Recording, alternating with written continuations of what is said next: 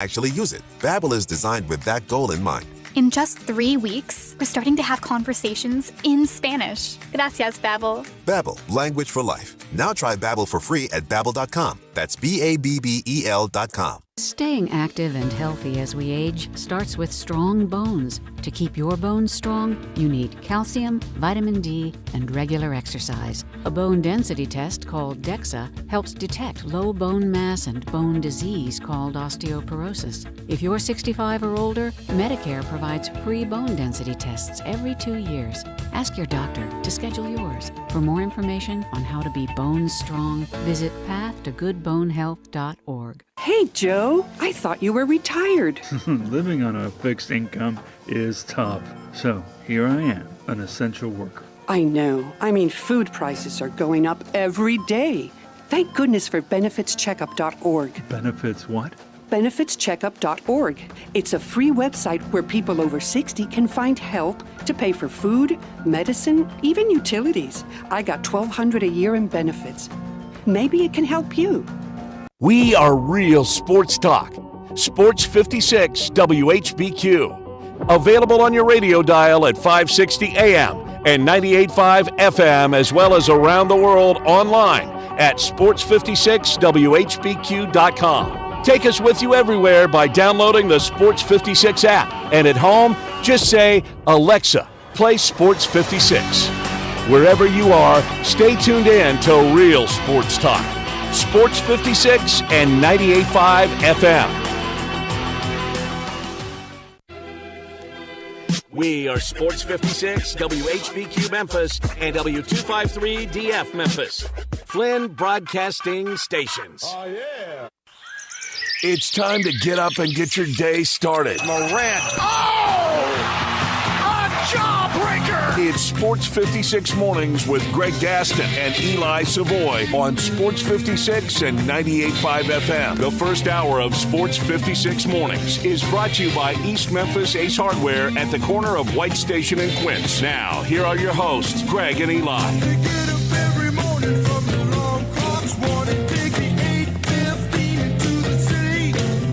There's a whistle up above and people. Welcome into a wet and wild Friday as we bring you our final show of the work week. Get you set for the sports weekend. Time for a little Sports 56 Mornings on this Friday, March 8th, 2024. Greg Gaston, Eli Savoy, Zach Boyd with you from the Family Leisure Studios. Family Leisure, where family and fun come together. Factory direct pricing going on right now on swimming pools, spas, patio furniture. Hey, pool season will be here before we know it. Buy now to get in line for your pool installation. Get preseason pricing and special pricing on all in-stock saunas, theater seating, pool tables, outdoor kitchens, and so much more. Family Leisure, 2120 Whitten Road.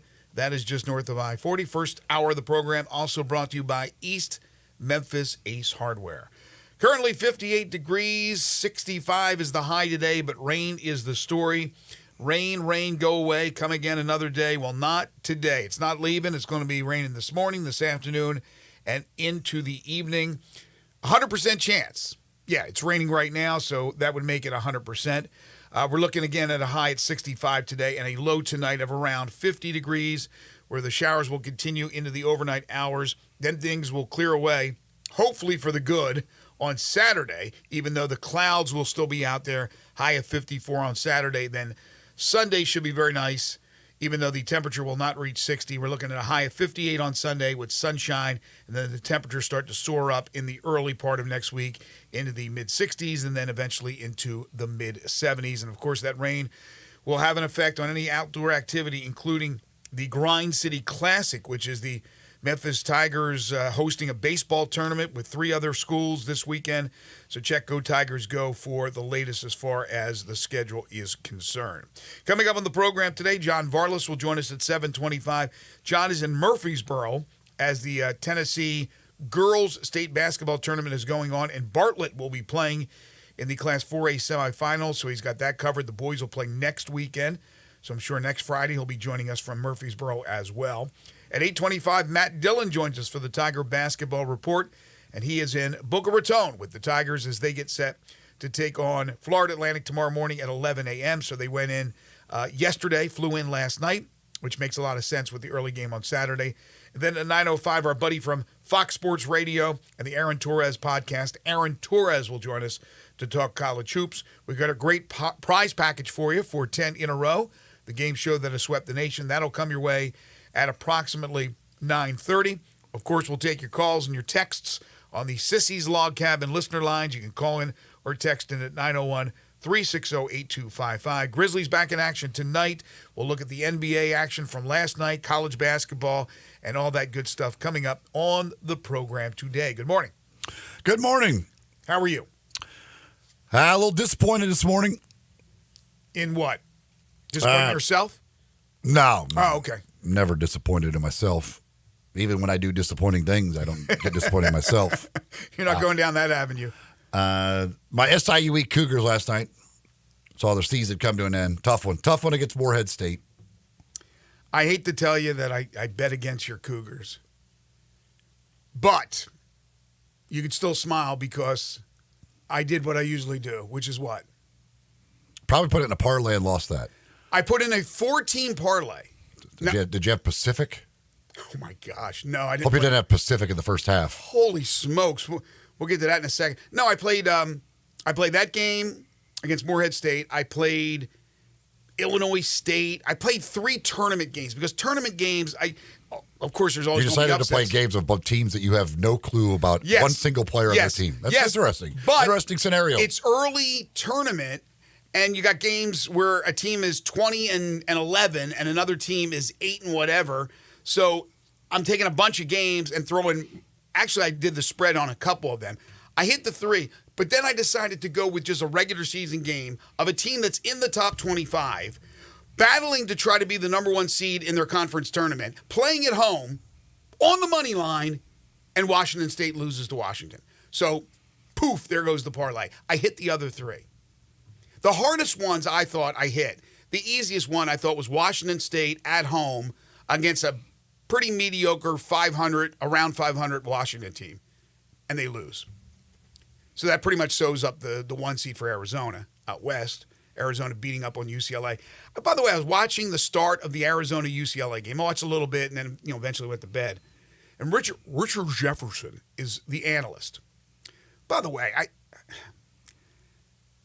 I want to be positive, but he's not that good. But he starts out by saying, sorry to the UCLA fans that he's going to be prejudiced against UCLA. He said, I'm sorry, and I don't care. It's the last game. Basically, I'm the last game I'm doing this year, so everything's going to be pro-Arizona. I know he's probably tongue-in-cheek a bit, but shut up. Don't say that. That's not what you're supposed to do as a play-by-play guy or an analyst. But I guess some people say, well, at least he's being honest. But there's Richard Jefferson, rooting on his Arizona Wildcats as they play UCLA. And, of course, Arizona ended up winning that basketball game. But you mentioned the Pepperdine Pacific game.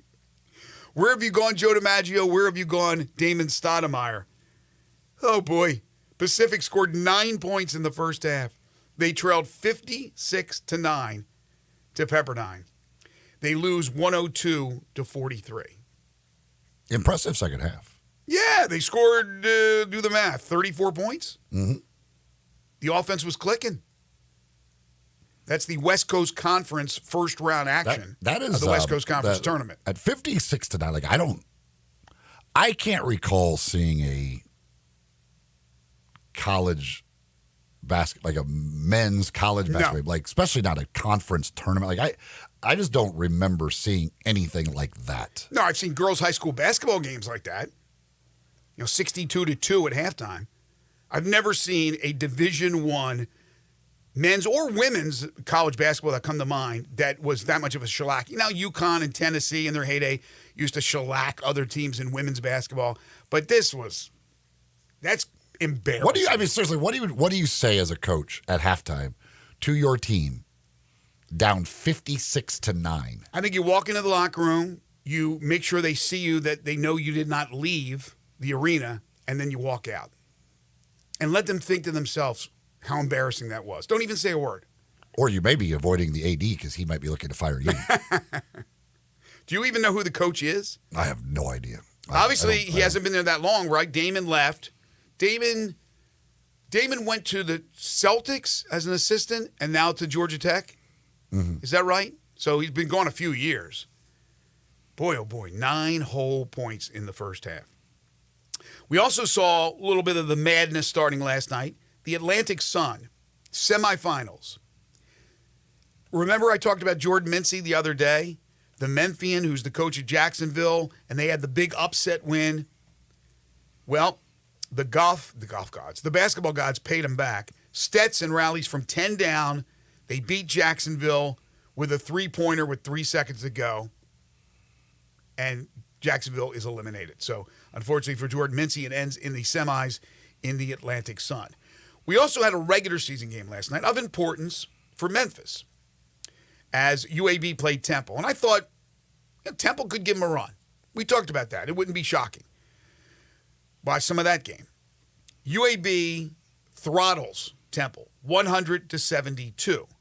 So they improved to 11-6 in the conference as they get set to play SMU. It is now Memphis, SMU, and UAB in a three-way tie for fourth.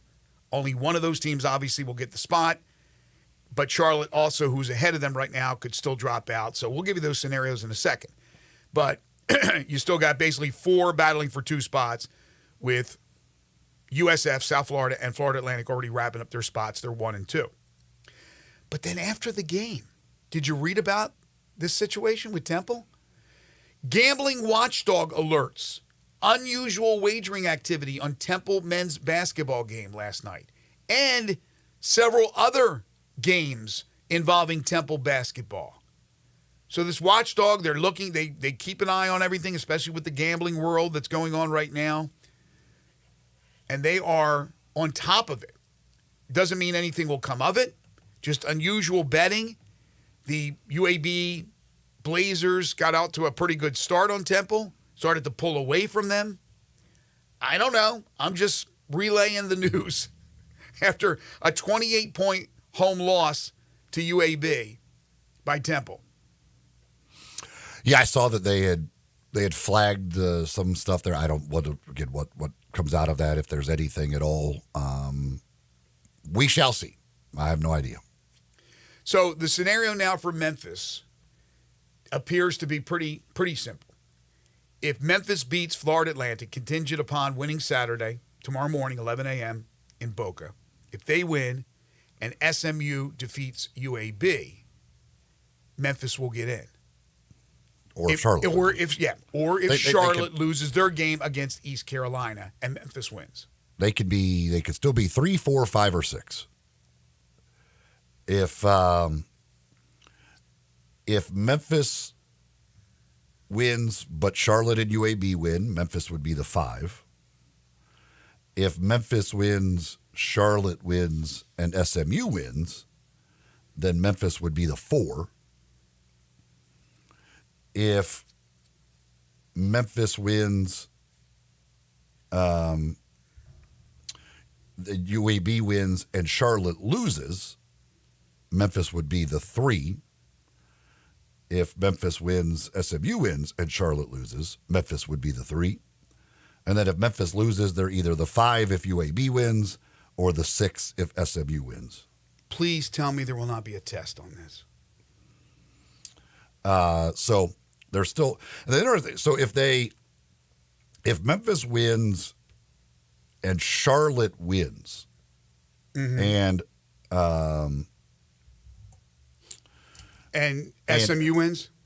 No, that's not the one I want. The one here is the one of Memphis to be the 3. If Memphis wins, UAB wins, and Charlotte loses, that would put Memphis as the 3 with Florida Atlantic as the 2. That means you would meet Florida Atlantic.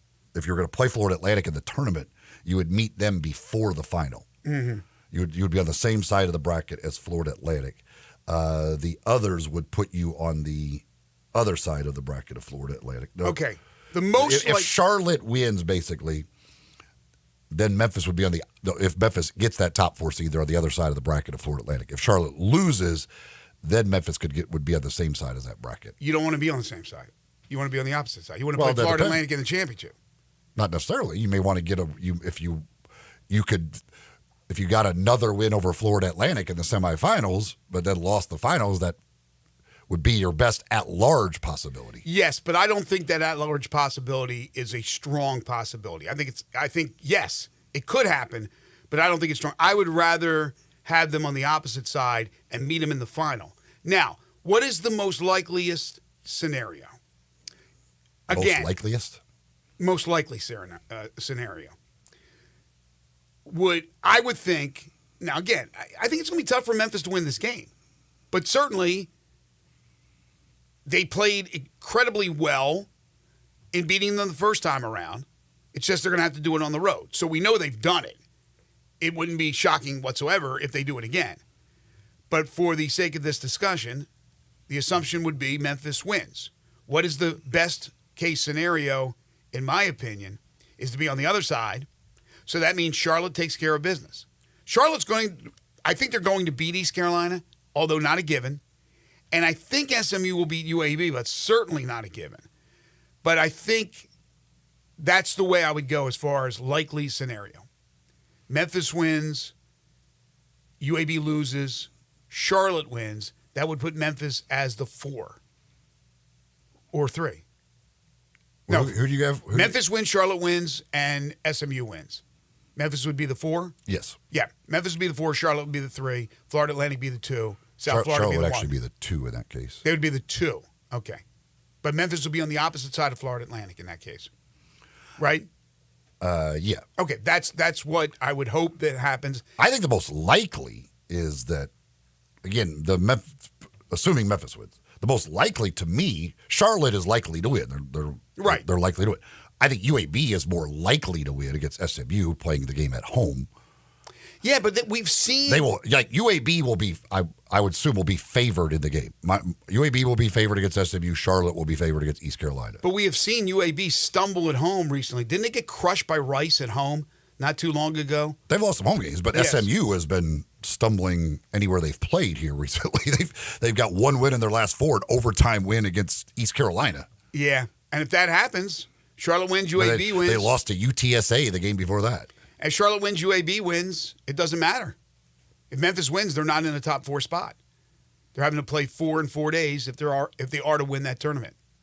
That's correct. That's the way it is. That would put them as the 5. So yes, you hate that you still need help, but you still need help. They are going to, even if they win their game, they will need an underdog.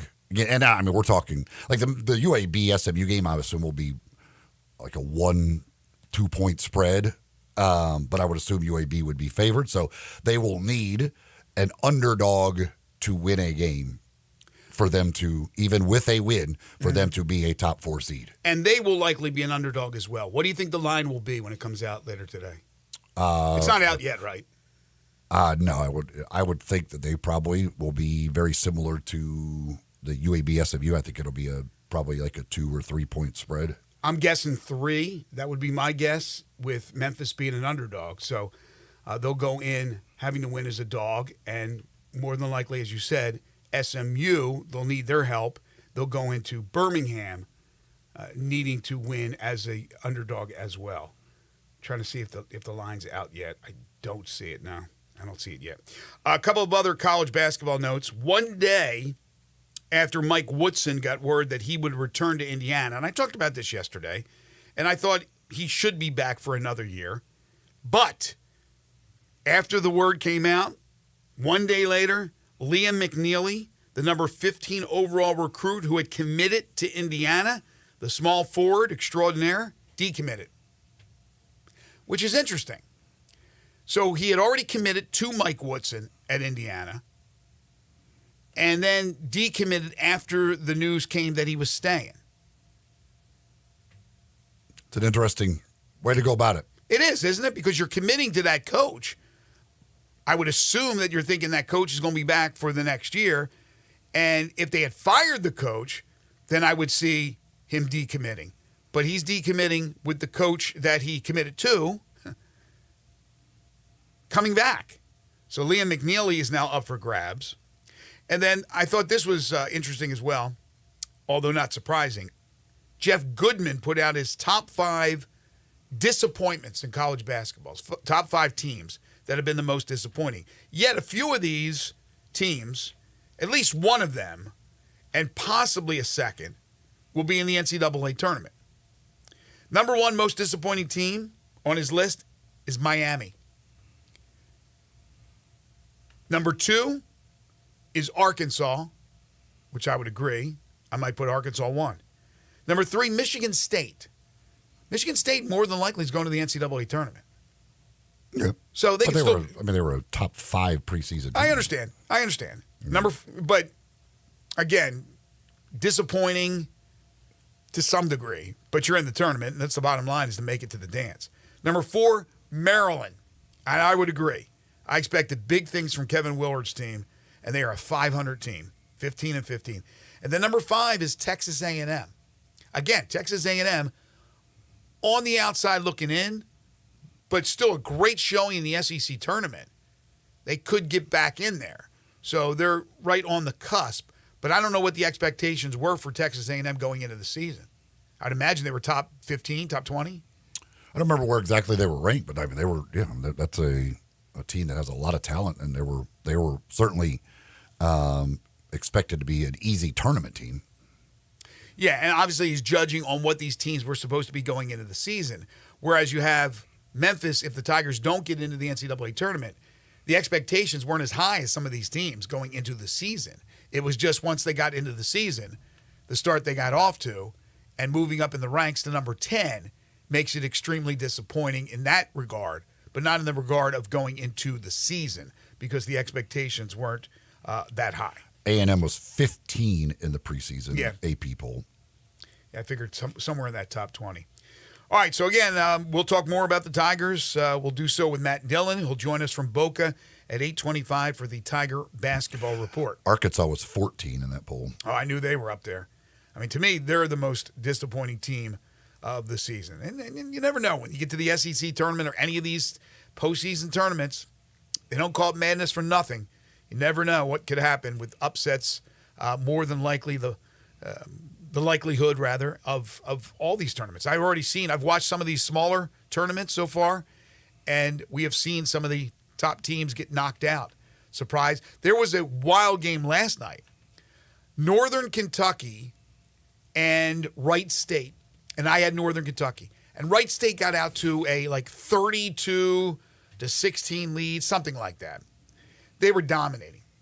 Comes down to the wire. Wright State leads by 3 over Northern Kentucky. So what do they do in the final seconds? They foul. Send the guy to the free throw line. He makes the first 2-point game. Misses the second on purpose. They get the offensive rebound. The guy throws in some wild jump hook. It goes. And they go to overtime. And they end up losing the game. Wright State loses the game with a 3-point lead with seconds to go because they fouled.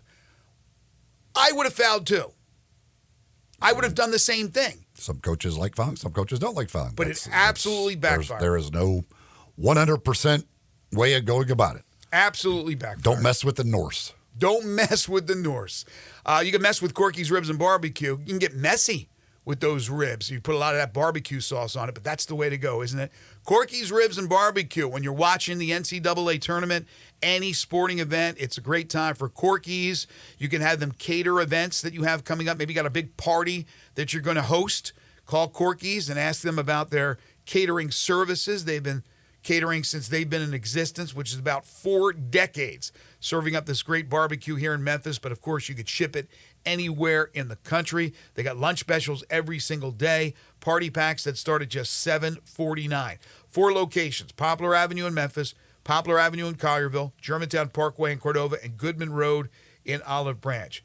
The Q, the ribs, the barbecue nachos. They have great wings as well, plus the cheese and sausage plates. You can go outside barbecue. You can go to the tamales, their award-winning catfish plate. They even got delicious, juicy burgers, amazing desserts, even spaghetti.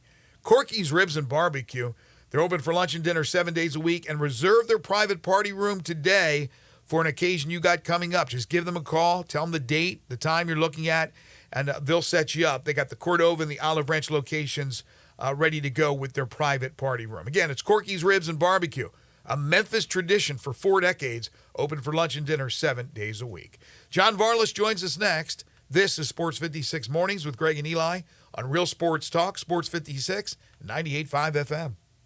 Broadcasting from the Family Leisure Studio, we are Sports 56 and 98.5 FM. You or someone you know or care about has dealt with a difficult divorce. When facing divorce, you need the attorneys at Rice Law. Nick and Larry Rice lead the firm with 3 generations and 7 decades of experience. Located in Memphis, serving the entire state of Tennessee and North Mississippi. Rice Law is who you need to call. Simple or difficult divorce, they know how to handle it. Call Rice Law at 901-526-6701, or for more information, visit them at aboutdivorce.com. That's aboutdivorce.com. Savings. Now that's speaking the Lowe's language. And with My Lowe's Rewards, your savings just keep coming. Save money with member-only offers and earn points when you shop. More points equal more rewards just for you. Because Lowe's knows you earned it, literally. Learn more about our new loyalty program at lowes.com/MyLowe'sRewards. Program subject to terms and conditions. Points are awarded on eligible purchases. See lowes.com/terms for full details. Subject to change. To thank you for 40 unforgettable years, Dell Technologies is celebrating with anniversary savings on their most popular tech. For a limited time only, save on select next-gen PCs like the XPS 13 Plus, powered by Intel Core processors, and more. Plus, curate your dream setup with great deals on select monitors, mice, and more must-have electronics and accessories. When you shop online at Dell.com/deals, you'll have access to leading-edge technology and free shipping on everything. Again, that's Dell.com/deals. Hi, this is Troy Fiveash, owner of Fiveash Roof Services. If you need a new roof for your home or business, we hope to hear from you and will work hard to earn your business. We are experts and certified in residential and commercial roofing, siding, and gutter installation. I have been serving the Memphis area for over 20 years, and now with 2 of my sons working with me, we plan to be here for years to come. So if you need a roof, please give us a call. On a personal note, what a great time it is to be a Memphis sports fan. With the Grizzlies and the Redbirds and 901 FC, not to mention Tigers football and basketball, it's going to be a fun year. Thanks to Coach Silverfield and Coach Hardaway and their staffs for their dedication to the student and athletes, the University of Memphis, the City of Memphis, and us fans. Fiveash Roof Services, a proud partner of the Memphis Tigers and the official roofer of the Tigers home team. Fiveash Roofing, fair, honest, and ethical. 367-0050 or memphisroofer.com. 367-0050 or memphisroofer.com. Fiveash Roofing, it's what we do. We're here for you. Sports 56 traffic. Good morning. Traffic remains pretty slow through the Midtown area. On that early morning shooting we had in the Midtown area on 240 South there at South Parkway, it's been blocked for quite some time. Memphis police tweeted out that the officer is going to be okay, but traffic's not okay. It's been a mess on 240 again southbound right here in the Midtown area. Just trying to get past the shooting scene here at South Parkway as it starts to build over here on 40 going westbound, passing Germantown Parkway. Weimer's Jewelry, located 7525 Highway 64, is your full-service family-owned jewelry store right here in Memphis. I'm Commander Chuck with your on-time traffic. Now, back to Sports 56 Mornings on Sports 56 and 98.5 FM. This hour is brought to you by East Memphis Ace Hardware at the corner of White Station and Quince. Here once again, Greg Gaston and Eli Savoy. Welcome back, everyone. 7:26 the time. Hour 1 here on Sports 56 Mornings. Greg Gaston, Eli Savoy, Zach Boyd with you, getting set for the sports weekend. A lot of things happening, a lot of sports coming together. Before too long, the NFL draft will be here, the start of the United Football League, and the Showboats. Boy, at the end of the month, we'll have that. And then baseball, the start of the Major League Baseball season, college baseball going on.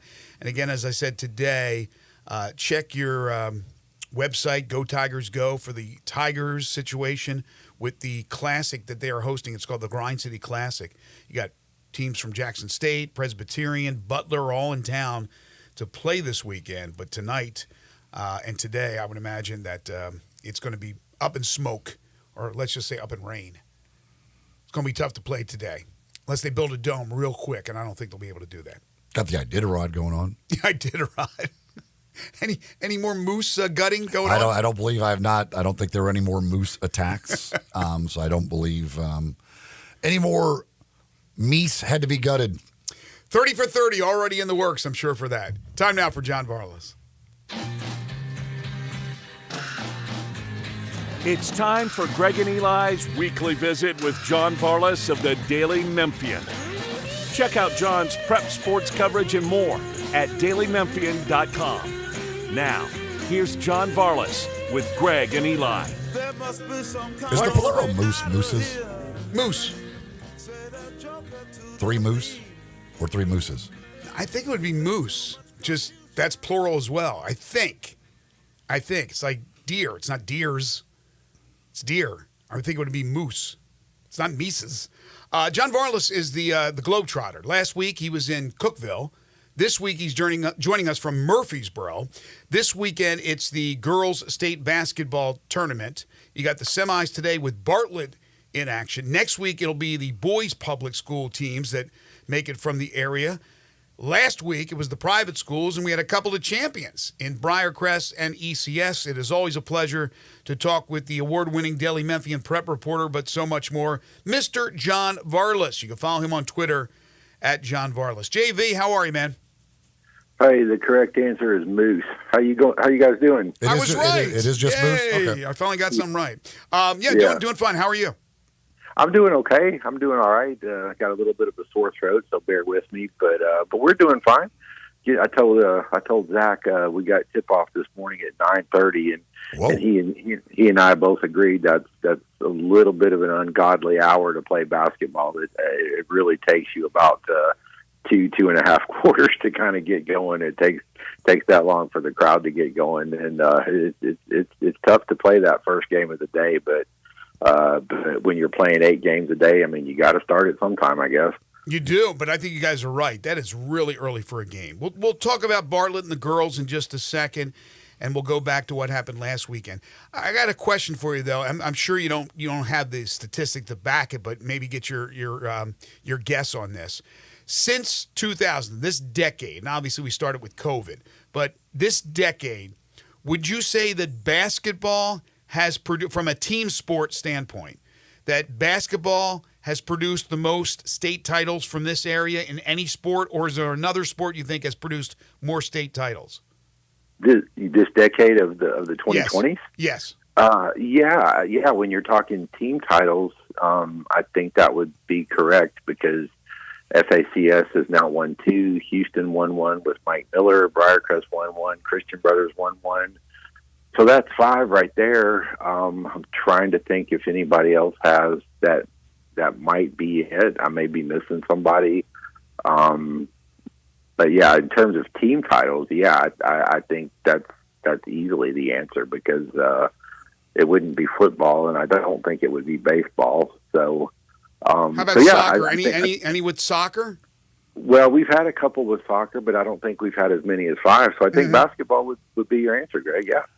So is the 9:30 start time? Is that your bone you're picking today? No, my bone is actually it's actually a time related bone. I've got people on my they post these little weird things and they turn into like internet memes and everything. And I saw one this morning and it said which of these times is closer to midnight. And one was like 11:55 a.m., one was 11:50 a.m., one was 12:06 a.m., and one was 12:03 a.m. And to me, without question, the correct answer is 11:55 a.m. because you can't go backwards in time; you can only go forward. So 11:55 a.m. would be closer to the next midnight than any of those other times. But I've got people already this morning arguing with me that the correct answer is 12:03 since that's only 3 minutes away from midnight. But well, yes, that's correct. What are you talking? Like, yes, the closest to midnight is 12:03. No, that's not true, Eli. Yes, it is. It's not even a question. You can't go backwards in time. Nobody's saying whether you have to go back in time. All it is saying is what is the closest to midnight. It's not Price is Right. What's the closest without going over? It's the closest. If the question is what is the closest to midnight, 12:03 is the closest to midnight. No, 11:55 is closest to midnight because it's 12 hours and 5 minutes away from midnight. Whereas the other one is 3 minutes away from midnight. No, that's not true, Eli. But no, I don't want to bog down the discussion with that. But so I've got a bone to pick with you on that, I guess. Apparently, but no. He's saying I've got a bone to pick with you on this. He's saying it'll be 23 hours and 57 minutes away from. I understand what he's saying, but that's not because you can't go back in time. It doesn't. It is asking you. It's saying what is the closest to midnight. Clearly, 12:03 is closer to midnight. All I know is the yodeler goes off the cliff if he goes over. No, I'm with you, Eli, on that one. Sorry, John. That's fine. That's fine. But no, I think you guys are both wrong, and I guess it's just. I guess now I don't even know if I trust you on the moose thing. Now I don't even know if I can believe anything you say. Well, look up. You can look. You didn't trust me on the moose thing. Now I'm doubting myself. So look up. You can look up the moose thing in any grammar or any dictionary. They'll tell you that, and we'll just agree to disagree on the time frame. I don't want to bog down on that, but it's a good thing I know you, because otherwise I'd think you'd been drinking already this morning.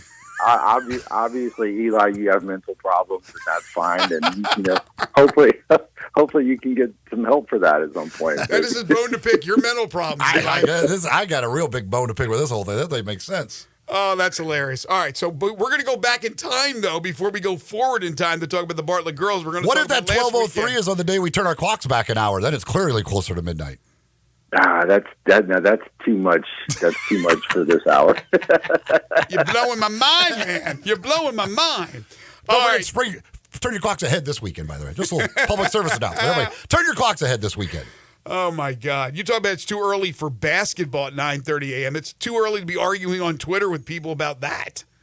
No, I tell me about it. I don't know how I get into these predicaments. I really don't. I just try to. You come up with wrong answers. It's not the wrong answer. It's just, I suppose it's up for interpretation, but in my opinion, the correct answer is, time marches forward and you can't go backwards in time. So therefore, Eli, your point would be irrelevant. So, but we'll leave it there. Oh boy. We will. People are going crazy driving their cars now to work. Going, what the hell are these guys? They're all going, what is Varlas talking about? No, they're not saying what are these guys. They're like, well, what is Varlas talking about? John, last week we were talking to change subjects back to why you're in Murfreesboro, why you were in Cookville last week. It's for the state basketball tournament. And last week we were talking about John Harrington at Briarcrest and how many state titles he won, and we were trying to figure out that number. And then, of course, now you can add one to whatever it was because Briarcrest gets the championship title, and so does D. Wilkes and FACS for a second time in 3 years. So 2 golden balls coming back to Memphis. Yeah, and actually I've got the numbers for Coach Harrington. So this is his 3rd title in his tenure at Briarcrest. He's also been runner-up on 6 other occasions. So wow. 9, yeah, it's really a remarkable career for Coach Harrington. 9 times he's played in a championship game at Briarcrest, and there's not too many folks anywhere in the state or probably in the country that can match that record of success. And they really played well, Greg. They're such a well-coached team. I mean, they for the tournament, they shot in 2 games at the state tournament. They shot well over 60% as a team because everything they were getting was at the rim. I mean, they only attempted 10 3-point shots in 2 games, which wow. In modern basketball is kind of unheard of. They were getting everything at the rim with Fred Smith in particular, with Jackson Grisham. Even with Cooper Haynes, scoring on a lot of cuts and drives and things of that nature. I mean, they're just a really, really well coached, good, solid, fundamental basketball team that has its game plan, and they worked it to perfection, and they beat a really good Brentwood Academy team in the final. In a game that was, the score was, relatively close. It was a 9-point game, but watching the game, you never really felt like Briarcrest wasn't the better team or that they were going to lose. I mean, they just really played well this year, and you could make a case that regardless of classification, they may be the best team in the city this year. I mean, I know people would argue that, but I would put Briarcrest up against anybody this year, especially when they're playing like they were these last week. And the Fred Smith kid, who the sophomore, he won the MVP. He did. He had that near triple-double in limited time that we got to talk about last week. And then in the championship game, Eli, he was just unstoppable, man. He scored 29 points, 15 rebounds. He was 12 of 14 from the floor. And Brentwood Academy simply just didn't have an answer for him. I mean, he was, he got everything in the paint. Again, like I said, variety of nice post moves, nice cuts, nice finishes, left hand, right hand. Just a really, really great high school performance. One of the best performances I've ever seen in a state tournament game, to be honest with you. You shoot 12 of 14 from the floor. I mean, he just dominated, and that's resulted in an offer from the University of Memphis, and I expect a lot of other schools are going to get involved in his recruitment as well. I mean, the kid's just a sophomore, and man, his potential is just tremendous because I mean, like we talked about with the triple double. I mean, he's got great basketball IQ, and he's such a terrific passer. But he's blossoming as a scorer as well. And he's one of those kids, Eli. It's a kind of a cliche, but he really, really hasn't figured out yet how good he can be. And once he does that, man, this kid has the potential to be really, really special. You just said that resulted in an offer from Memphis. That performance last weekend, they just gave him an offer? Yeah, within the last few days. I mean, wow. After that. Okay. Yeah. It did. It was an eye-opening performance. I mean, it was something. You guys know me. I like old school basketball. I like guys playing within themselves and doing what they can do. I mean, if you're a big man on the high school level, I don't want to see you out there shooting 3-pointers. I want to see you in the paint, down low dominating, and that's what Fred Smith did, and he was really, really good last week. John doesn't want to turn back the clock, but he does with his basketball. I would assume, that he's going to blow up. I mean, that's incredible stuff as a sophomore. Then FACS, what about them and their performance?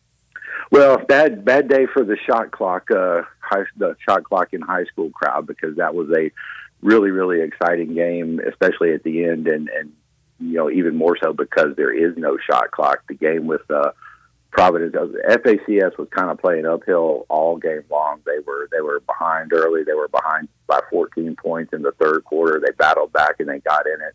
They tie the game at 55 with a minute and a half left. They get possession of the ball after a turnover, and Coach Wilkes, who played for Terry Tippett at White Station, he ordered the old Terry Tippett hold the ball and play for the last shot. They just held it. They stood out there and held it. Providence Christian didn't come out and get them. They ran them a minute and 30 seconds off the clock, and then when it got down to it, Cello Jackson, another kid in the sophomore class like Fred Smith, he takes his man off the dribble, scores the layup with 2 seconds left, and wins the game in dramatic fashion, 57-55. Just an incredible finish and a really, really, big-time shot by Cello. Like I said, another sophomore, another kid that's going to be starting to draw some college attention. But it was just a really, really exciting way to see that game end. And having a shot clock, I think, would have killed the specialness of that moment. I think it really would have. Yeah, but it was exciting for the last 3 seconds. For the previous 2 minutes, it wasn't. Dribble. They need a shot clock in high school. No, the drama was building, Greg. I mean, trust me, if you were in the arenas, I mean, the tension was just going second by second, because you're sitting there and you're realizing, well, FACS is going for it, and then it becomes a test of wills, and like, who's going to blink first? Is Providence Christian going to come out, or are they just going to let them sit and let FACS have their chance? I mean, it's really, really test of wills kind of stuff when you get into that situation. For the neutral fan, I mean, I think it was incredibly exciting, and I don't think, I think a shot clock really would have detracted from that moment. Really? Let's go back to the old picket fence. I want a shot clock in high school basketball, but that's for another time. We'll talk about it another time. When we come back, though, we're going to talk about the Bartlett girls. So they get set for the 4A semifinals, and also we'll get John to give us a recap on what's happened with all the action leading up to the boys, which will be next weekend as far as the sectionals are concerned, and the controversial game that ended finally between Ridgeway and Bolivar. That's all coming up as we continue with John Varlos, who is joining us this morning from Murfreesboro.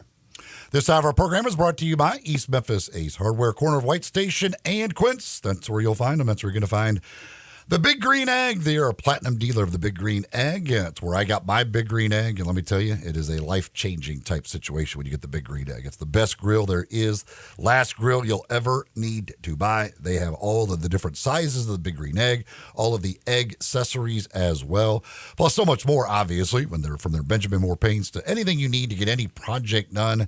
Folks over at East Memphis Hardware, Ace Hardware, probably have it. And they've got a great staff to help you find it. And if there is something that you need that they maybe don't have in the store, well, they can order it and get it in for you very, very quickly. Go see them, East Memphis Ace Hardware, corner of Quince and White Station. All right, more with John Varlas when we return. This is Sports 56 Mornings with Greg and Eli on Real Sports Talk, Sports 56 and 98.5 FM.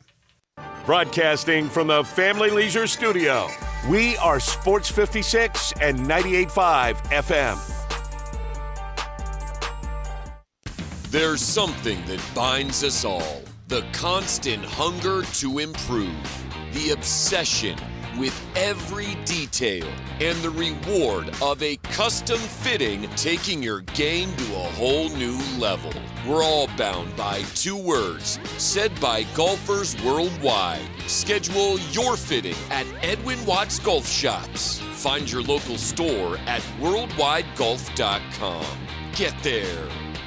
For over 8 decades, America's farmers have counted on the Little Red Tractor from Case IH, the Farmall, to help them make short work of their demanding chores. Well, Mid-South Ag can show you they aren't just for farms anymore. With horsepower ranging from 30 to 105, plus an army of attachments, they can tackle every chore on your to-do list, from hauling and mowing to loading and towing and then some. Stop by Mid-South Ag Equipment or call 662-890-3141 to find a Case IH Farmall that's right for you. Wendy's new breakfast 2 for $3 Biggie Bundles let you create your own delicious combo. Choose from a sausage biscuit, egg and cheese biscuit, small seasoned potatoes, and a medium hot coffee. But it's obvious which combo's the best. Sausage biscuit and small seasoned potatoes. Well, maybe it's the fresh cracked egg and cheese biscuit with a medium hot coffee. Or 2 savory sausage biscuits. Whichever you pick, you can't go wrong. Choose wisely. Choose Wendy's new 2 for $3 Biggie Bundles. Limited time only. U.S. price and participation may vary. Not valid in a combo. Single item at regular price. Hey, what's up, everybody? This is your buddy Johnny Radio. I'm here with Mark, the owner of Dyer's, out in Collierville's historic town square, where they've been cooking up them burgers since 1912, the old-fashioned way. Mark, what's going on in life? I see you got your 4 kids with you. What do they love about Dyer's? Man, they love everything about Dyer's. They love all the great food that we serve, and they really like eating our good food and watching some of their favorite sports. Braden, what do you like at Dyer's? I like a bacon burger with fries, a milkshake, and with a Tigers game in the background. Carter, who's your favorite football team? The Carolina Panthers, and just with some macaroni with that sounds amazing. My man Beckham, what's your favorite food over at Dyer's? We like the double cheeseballs. Kinley, what is your favorite dish over at Dyer's? Daddy's cheeseburgers and the Dallas Cowboys game in the background. Just remember, everybody, bring your family, bring your friends, bring your team out and eat at our place. So head on over to Dyer's in Collierville's historic town square.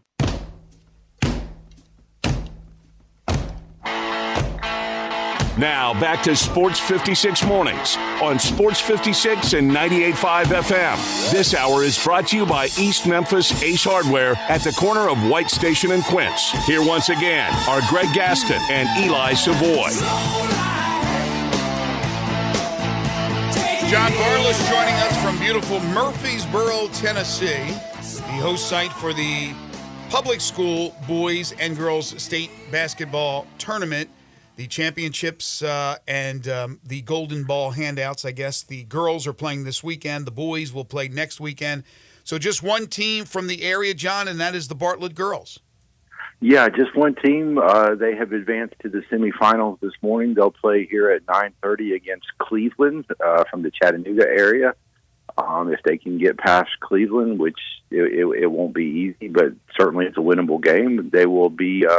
They'll play for the championship on Saturday, and if they advance to that, it would be their second straight trip to the championship game. They were a state runner-up last year, and when you talk about girls basketball in Memphis, which historically, Greg, hasn't been as strong as the boys, to get to 2 championship games for Bartlett would be really, really special. That's something that's not not been accomplished very much at all on the girls' side, especially in the public school ranks. Is every sport at Bartlett good right now? It is. They've really taken advantage of their kind of a growth in population out there. Their enrollment has jumped, Eli. And they're the boys will be here next week. They actually have a really, really good soccer team as well on the boys' side. They're a state title contender, I think, this year. Football team is one of the best in the city for sure, and getting better every year. Their athletics are really at a high point this year, or right now, and they're getting better too, I think. Yes. So, how many of the boys' teams from the area will play next weekend? We'll have 5 teams next week. In 4A, we'll have Bartlett. In 3A, we'll have Fayette Ware and Ridgeway, like you mentioned. In 2A, we'll have Douglas, which is still undefeated. They will be coming to the state tournament with a really impressive 33-0 record. And in single A, we'll have Middle College, which has made the state tournament for the first time in its history. And interesting thing there with Middle College, with them advancing to the state tournament, that makes 52 different boys high school programs that have advanced to a state tournament from Memphis. Wow! Historically, now some of those schools like Treadwell, for example, are now closed. Bishop Byrne, some of those schools that no longer exist in their current form. But 52 different Memphis basketball programs on the boys' side have advanced to a state tournament at some point. Gosh, who are the schools that haven't? That's good information right there, John. 52? That blows my mind. 52. Wow. Yeah, you can go on the TSSAA website and see exactly which schools they are and how many appearances they all have. But Shelby County is far and away the most well-represented county in boys high school basketball when you're talking state tournament trips. Was it Cordova that had, what happened to Cordova? Was it, they had a really good year, right? They did. They went on the road. They kept losing to Bartlett, right? Yeah, they lost to Bartlett at the wrong time. They lost in the regional championship game, and that sent them on the road in the sectional game to play Rossview, and they came up a little short. I think the star player KJ Tenner was a little banged up on that, and they just lost at the wrong time, man. Bartlett lost 4 games. Cordova lost 4 games all year, and 3 of them were to Bartlett. It's really unfortunate, but that's just kind of how it goes in the playoffs. When does the action start for the boys next week?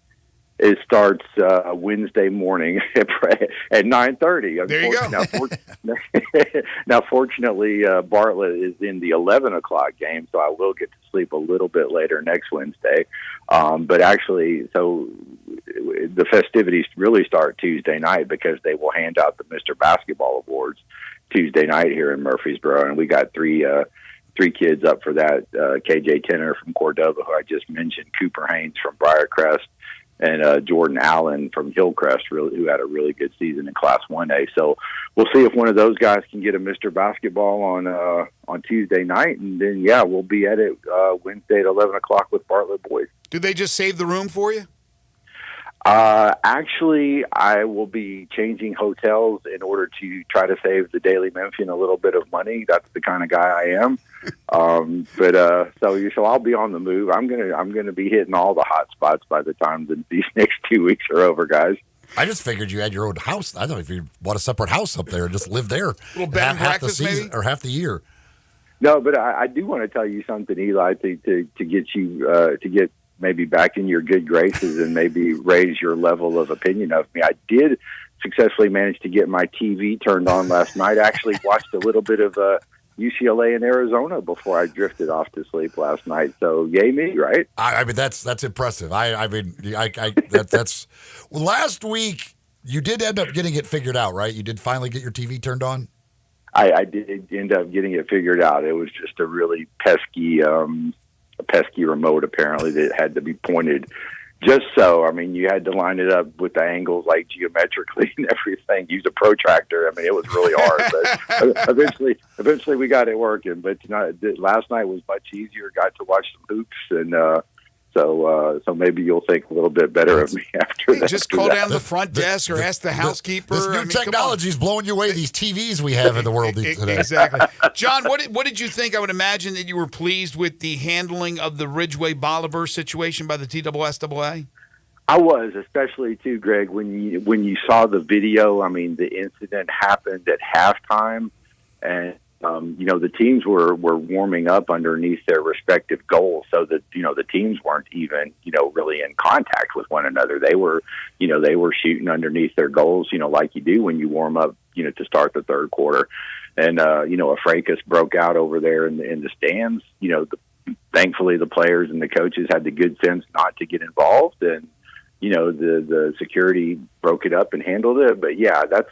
I think it was a really wise decision, but I think it was the only really decision, Greg, you could come to when you saw the video. I mean, no players were clearly not involved, and thankfully they weren't, because I think Ridgeway has a really good chance to win it all in AAA. I really do. They've got a very well-balanced team. They got 4 guys who can give you 20 points on a given night. They're well coached. They made it to the semifinals last year with this, pretty much the same group. So they've got experience at this level now.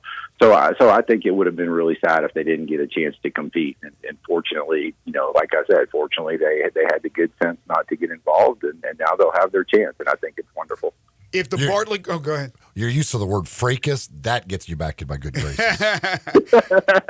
If the Bartlett girls don't advance today, John, and we certainly hope they do, will you hurry back and then cover 901 FC's season opener tomorrow? Yeah, I'm not sure what the plan is going to be on that yet, Greg.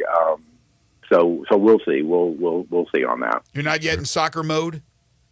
I'm in soccer mode. Actually, we're going to have a really nice story posted on our website later this morning about Leston Paul, the 901 FC captain, who's transitioning into a coaching role this season. So real interesting comments from Leston. Man, he's such a good dude too. I mean, and he's really an underappreciated sports figure in this city. I mean, if you follow 901 FC, you know what he's meant to that organization and the team and that whole soccer community there. But if you don't, I mean, you really don't know what a good guy this guy is. I mean, personable, pleasant, the heck of a soccer player, and he's got a great mind for the game. And, his career is winding down. He's going to be 34 years old here in a couple of days, and he's looking to the future, to be a coach or a manager one day. And so I think it's kind of cool that he's going to get a chance this year to transition to that while still helping out on as much as he can.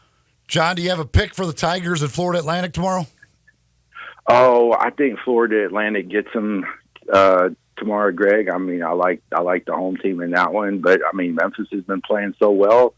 Nothing would surprise me from this bunch. I mean, they look like they've got the on switch back on, and hopefully they can keep it on and make a good run. I still think they have to win the tournament to make the NCAA tournament, but and that's possible. That's still possible. I think playing 3 games is certainly going to be easier than playing 4 games, and that's what it's looking like, right? They'll only have to play 3 games now. Well, if you're picking them to lose tomorrow, they'll have to play 4 games. Yes, they'll have to play 4 if that happens. Okay. I haven't kept up with all the seedings and everything, so okay. Well, that'll still be tough, but no, I think it's going to be a tough challenge. I mean, Florida Atlantic's a really good team, and playing on the road in that little gymnasium, I think the crowd is going to be amped up to 15 for that one. So I think it's going to be tough, but it's certainly not an impossible task with a team that's been playing as well as they have. All right, John. Well, good luck again to the Bartlett girls. John will have you covered at the Daily Memphian. Make sure to follow him on Twitter at John Varlas. Thank you, John. We'll talk to you next Friday. All right, you guys. Take care. You too. Yeah, John could not be more off than it's possible with that whole scenario they talked about with Midnight. I don't know what he's thinking there. Yeah, I don't like that. Doesn't even make.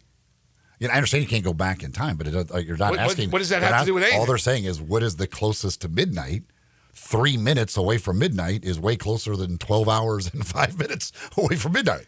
Yeah, that was. I think that's just not a. It's not even an argument to be had. That's I didn't understand that one. It's cockamamie to try and say that 11:55 is closer to midnight. Well, March is here. The madness has begun. Dinstall's is ready to supply your favorite treats as you plan your road trips, watch parties, get ready for the action here in Memphis as we're going to have the first 2 rounds over at FedEx Forum. Celebrate the big wins, drown your sorrows with the tough losses. Candy will do that for you. From Cashew Crunch to Turtlettes, chocolate nuts to chocolate basketballs. Stop by your favorite Dinstall's today. Stock up for the big dance. And, of course, you could ship these delicious candies and chocolates anywhere in the country. So ask anyone at their 5 locations about their shipping arrangements.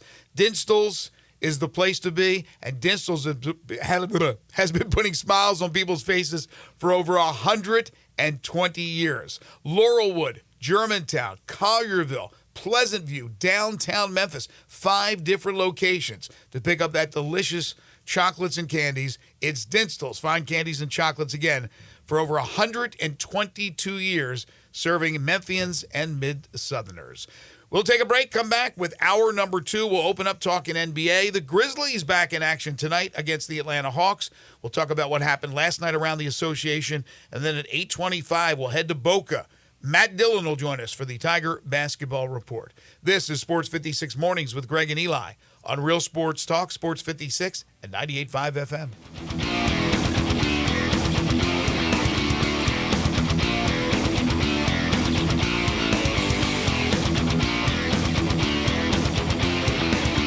Hello, Memphians. Wake up each and every Tuesday morning weekly to Cup Club Early Morning Show. Cup Club Early Morning Show each and every Tuesday morning weekly, 6 a.m. to 7 a.m. right here on AM 56. Hosted by former Arkansas State Red Wolves Hall of Fame fullback Ricky Jemison. Enjoy special guest interviews, top sports local, nationally, and Monsters Game Pro Football League updates. Cup Club Early Morning Show right here on AM 56. Here's some hard truth about engagement rings. There are 10 premier designers every woman knows about. They're like the Mercedes or Louis Vuitton of engagement rings. World-class, iconic, quality names. Hey, it's Eric Hasseltine, and these designers are hard to get. And every jewelry store wants them, but very few make the cut. So they have to settle for lesser brands or knockoffs. Around here, there's only one jewelry store that offers these premium rings. It's Genesis Diamonds. Genesis is the only one that made the cut, that meets the highest standards. Genesis is the only store that's allowed to offer these exceptional brands that women really want. Other stores are jealous of this and will try and convince you these are more expensive and try to get you to settle for something else. But the truth is, Genesis has top quality designer rings for under $2,000. It's not about price, it's about craftsmanship and quality and detail and individuality. So don't compromise. Get her a world-class ring she will be proud to wear. Genesis Diamonds on Poplar at Perkins Extended. They're taking care of beerness in Memphis right on the river with Grind City Brewing and all of their great products. Look, this was a dream come true for a father and son duo. And if you have not been to that brewery right on the river, just to the north of downtown, you're really missing something special. And now you can't miss their products. Wherever you go, you see a brand new label. It's clean, it's beautiful, it's distinctive. You'll know Grind City Brewing, and of course you know their products like Poppy's Pills, that great Pilsner, or Tiger Tail, that very creative craft malt liquor. There's the new Thaddeus Amber Lager. That is absolutely a great light beer. There's the India Pale called Godhopper. It's outstanding. And then there's the Belga, the Belgian-style wheat ale. They keep bringing hits at Grind City Brewing.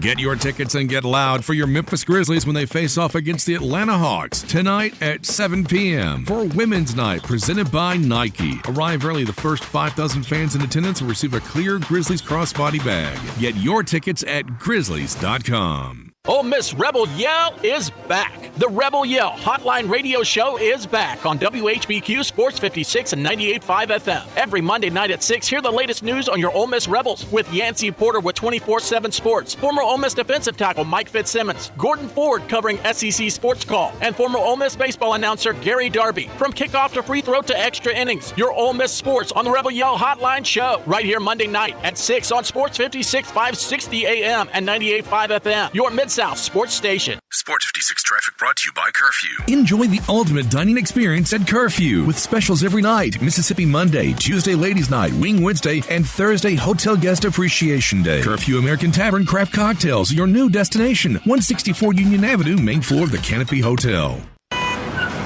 Sports 56 traffic.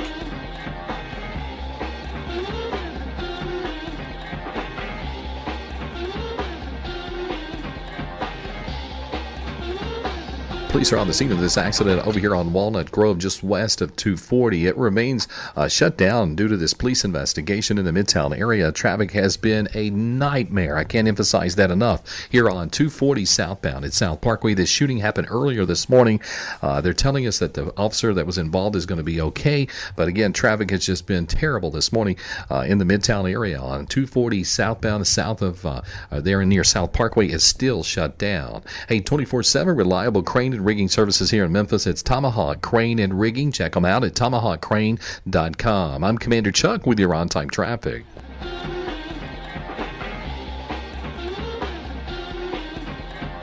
We are Sports 56, WHBQ Memphis, and W253DF Memphis, Flynn Broadcasting Stations.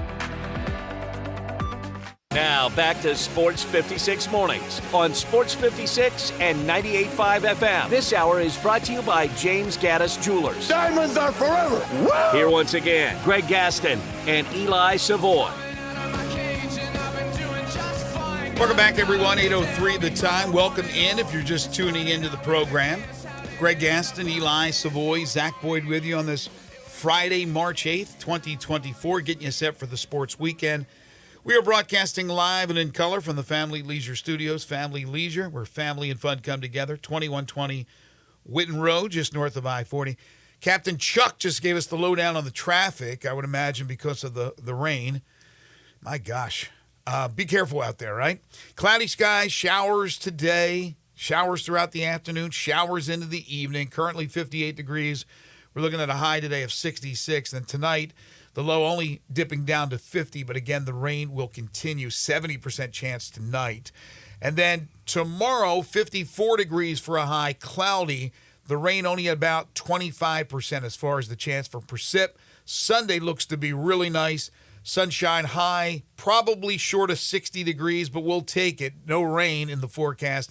And then early next week, it starts to really warm up. 65 Monday, then all the way up to 77 for a high on Thursday. Second hour of the part of the traffic issue is that I-240 South Parkway, where the officer was shot overnight, which is another awful situation here. But I didn't even hear that. Yeah, there was an officer shot overnight in that area, so I think he said that it's still closed there. So avoid that area. Do you know any of the details? Was it a traffic stop?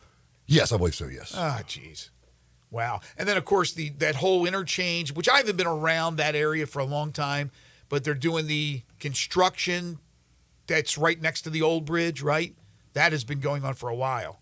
Yeah, and the old bridge is going to be closed starting Sunday for 2 weeks, I believe it is. Isn't it 2 weeks? Yeah, and it's been closed at times already periodically, so something to keep an eye on for your driving, if you're driving in that area. You know, the last few days, maybe not yesterday, but a couple of days, I had no idea that they were doing the railroad, fixing the railroad. Mm-hmm. And, a couple of times got caught in traffic. I was like, what is going on here? And then you go by and you see all the, what do they call them? Would be the railroad ties? Mm-hmm. They're just pulling them all off, putting them down, make sure they're, new, up to date, whatever. Obviously for train safety, but man, oh man, that caused some vehicular jams, no question about it. And I had not known at all that was going on. Second hour of the program is brought to you by our friends at James Gaddis Jewelers, and every Monday and Friday they bring you the Memphis Sports Fact. We're going to talk Grizzlies here in just a second. Did you know that last season, just one season ago, the Grizzlies set their club record in Memphis, and I think that's overall club record because they didn't have good seasons in Vancouver, for home wins with 35. They finished 35-6 last year with their home record. This year, they are 7-24 at home with 10 home games to play, including tonight's game against the Atlanta Hawks. Zach, the lowest total, they had 14 home in Memphis. Now, I'm not going back to Vancouver for this. in Memphis, 14 home wins in the 06-07 season, the 07-08 season. Have you seen anything less? No, that's 14 is correct. So there you go. So 14 is the lowest amount of home wins they've had in a season, and this year they're sitting at 7, which just is mind-boggling when you know what they're doing on the road as they come in with 22 wins now. So that means they have won 15 games on the road and only 7 games at home. James Gaddis Jewelers, 4900 Poplar between Mendenhall and St. Nick. On the web at gaddisjewelers.com. If you're looking to sell, they will buy your gold, your silver, your diamonds. So go on over there. If you need something appraised, James will take care of that for you. They are full-service jewelers, so 2-bench jewelers ready to serve you daily. If you need a simple cleaning, you need a resetting, you need just repairs on your jewelry, they'll take care of you. But if you need help to pick out a beautiful engagement ring or any of their fine jewelry, from watches to necklaces to earrings to bracelets to pendants, it's James Gaddis Jewelers. All right, so the Grizzlies again tonight against the Hawks. Grizz at 22-41. The Hawks right now are in the play-in at 28-34, 6 games under 500. The injury report, questionable now, G.G. Jackson. All of a sudden, he has left knee soreness. You know, when you get old, when you're an old, wily veteran like G.G. Jackson, sometimes those knees will wear out. Luke Kennard now, doubtful, after coming back and basically playing point forward. He's got left knee soreness as well, so he's out. But it looks like Tripp will play, and if Tripp's playing, it gives you a chance to win basketball games, especially when guys like Jake LaRavia step up like they did in the win in Philadelphia on Wednesday. The Grizzlies have actually won 2 straight games, but again, the home struggles, hard to fathom when you have a team that has actually played well on the road despite all their injuries. Yeah, this and got some home games coming up here. Next week, you got Washington, Charlotte, and Oklahoma City all coming in. Do have the trip to Oklahoma City on Sunday. So for the next 5 here at home before they hit a big road stretch after that. So, and Washington is now the worst team record-wise in the NBA behind Detroit.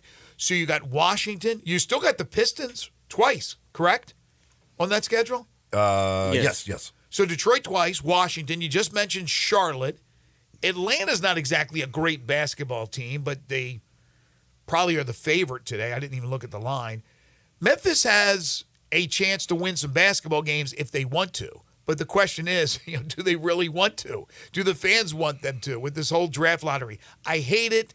That's how we're talking, but it is what it is. But they're going to have some games where they can win. And all of a sudden you turn around at 22, win 4 or 5 of these suckers. I don't know if that drops them down another spot. Of course, it's weighted with the draft lottery, and you can get lucky. But 26 or 27 wins to wrap up the season, I'm not sure if that will keep you in 6th, as far as 6th worst, or you'll catch somebody else. The Hawks, despite, of course, being without Trae Young, are coming in off back-to-back wins over New York and Cleveland. So even without Trae Young, they have been winning some games against some pretty good opponents here in recent days. I do have, by the way, 4 tickets for tonight's games. For tonight's game, 4 tickets that I will give to caller number 4. 4 for 4. 360-8255, 360-8255, the Sissy's Log Cabin listener line. Call in. Caller number 4 gets 4 tickets, and you don't even have to come pick them up. We'll send you those tickets digitally for tonight's game against the Atlanta Hawks. 4 tickets for caller number 4, 360-8255, 360-8255. Elsewhere in the NBA, last night's action, some interesting finishes, including that finish between Minnesota and Indiana, where Anthony Edwards just took over. First of all, he went for 44 points. But Anthony Edwards at the end of that game, with Indiana trying to tie it, Aaron Nesmith at the rim, Edwards said he had never jumped that high and actually hit his head on the rim and blocked Aaron Nesmith's shot. We do have our winner. That was quick. And Minnesota prevails 113-111.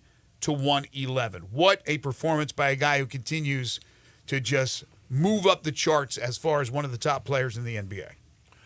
Now that block is, I mean, that's insane. How high he got on that.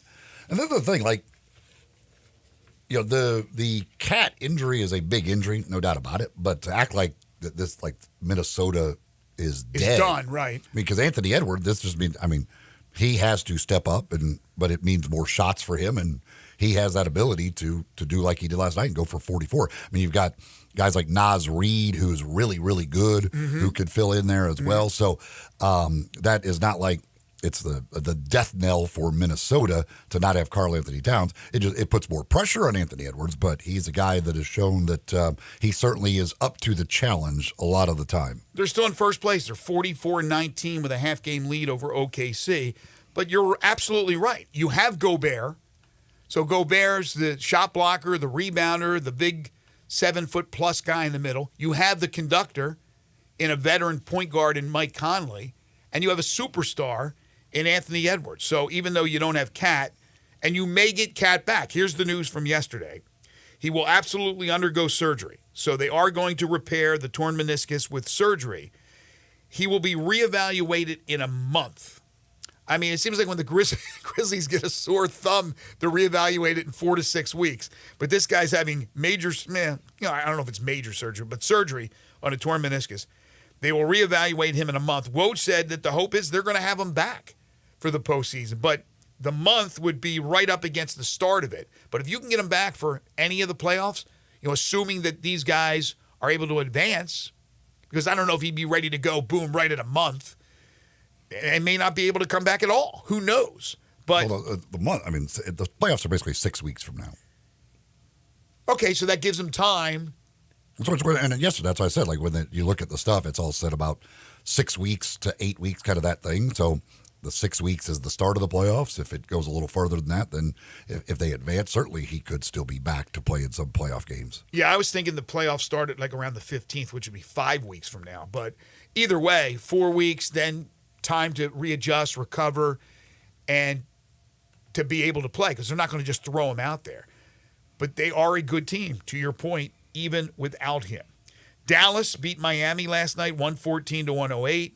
Another big game for Luka, 35 points, 11 assists, 11 rebounds. Out on the West Coast, Steph Curry injures his ankle. Golden State loses a tight one to the Bulls, 125-122. And while Golden State is not a playoff team, they are a play-in team, and a team certainly when you have Steph Curry that can do some damage. But I'm not sure the status of the injury right now with him. I didn't see the injury. I haven't even read about it other than I know he got hurt. Yeah, I don't know. I haven't seen anything as far as what his situation is. And then Boston and Denver, and that's a game that I watched for a while. Denver beats Boston 115-109. What was Charles Barkley's comments, guys, yesterday when he came out on TNT and talked about Boston? He said it would be a whatever if they lost. It wasn't. He didn't say disappointment. He used a much stronger word than that. I'm trying to remember exactly what he said. But he came out saying that Boston, by far, is the best team in the NBA. Do you see that, Zach? I'm trying to find his comments. Okay, if you can find it, let us know. But he came out, guns a-blazing, saying Boston's the best team. And right now, you wouldn't get too many disagreements. You would from me, but most people would agree. And so he said that, whatever, we're going to look it up, the exact words, how he phrased it, that Boston better win the championship. Well, last night, Boston goes to Denver, realize it's on the road, and they play the Nuggets. And while Minnesota and Oklahoma City and a lot of these other teams in the West, the younger teams are starting to rise, and then those teams with the 3 superstars, whether it be the Clippers or the Suns or the 2 superstars in Dallas, these are all capable teams. The Clippers obviously are really good, but there's Denver just doing its thing. And last night they did their thing. And Nikola Jokic went for 32 points, 12 rebounds, and 11 assists. Jason Tatum was held to 15 points. Jason Tatum is a superstar with a capital S. But Jason Tatum is not Jokic. He's not Embiid, he's not Giannis, and he's not Doncic. That's it. Sorry for all you Tatum lovers out there. He's a great player. He's not Shai Gilgeous-Alexander this year. Jokic is the MVP. And if he's not the MVP, there should be an investigation. Embiid's done. Obviously, he's not going to have the games. Giannis is great, but he's not as good as Jokic is. Not as good as Jokic is, and as good as Jokic has been for the last 4 or 5 years. And last night was, again, a perfect example. Jokic takes over. They win the game. It's a battle, and Tatum is held to 15.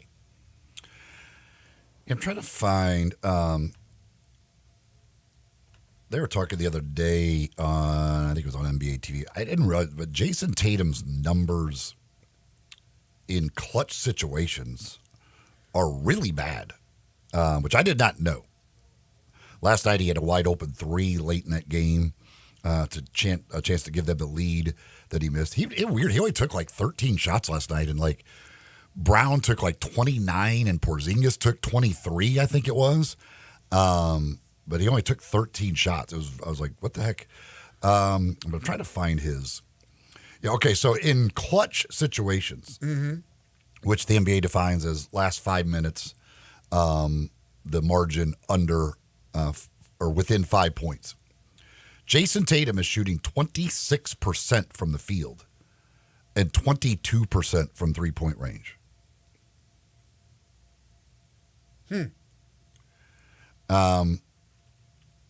In the last 3 minutes, margin under 5 minutes, he shoots 31% from the field.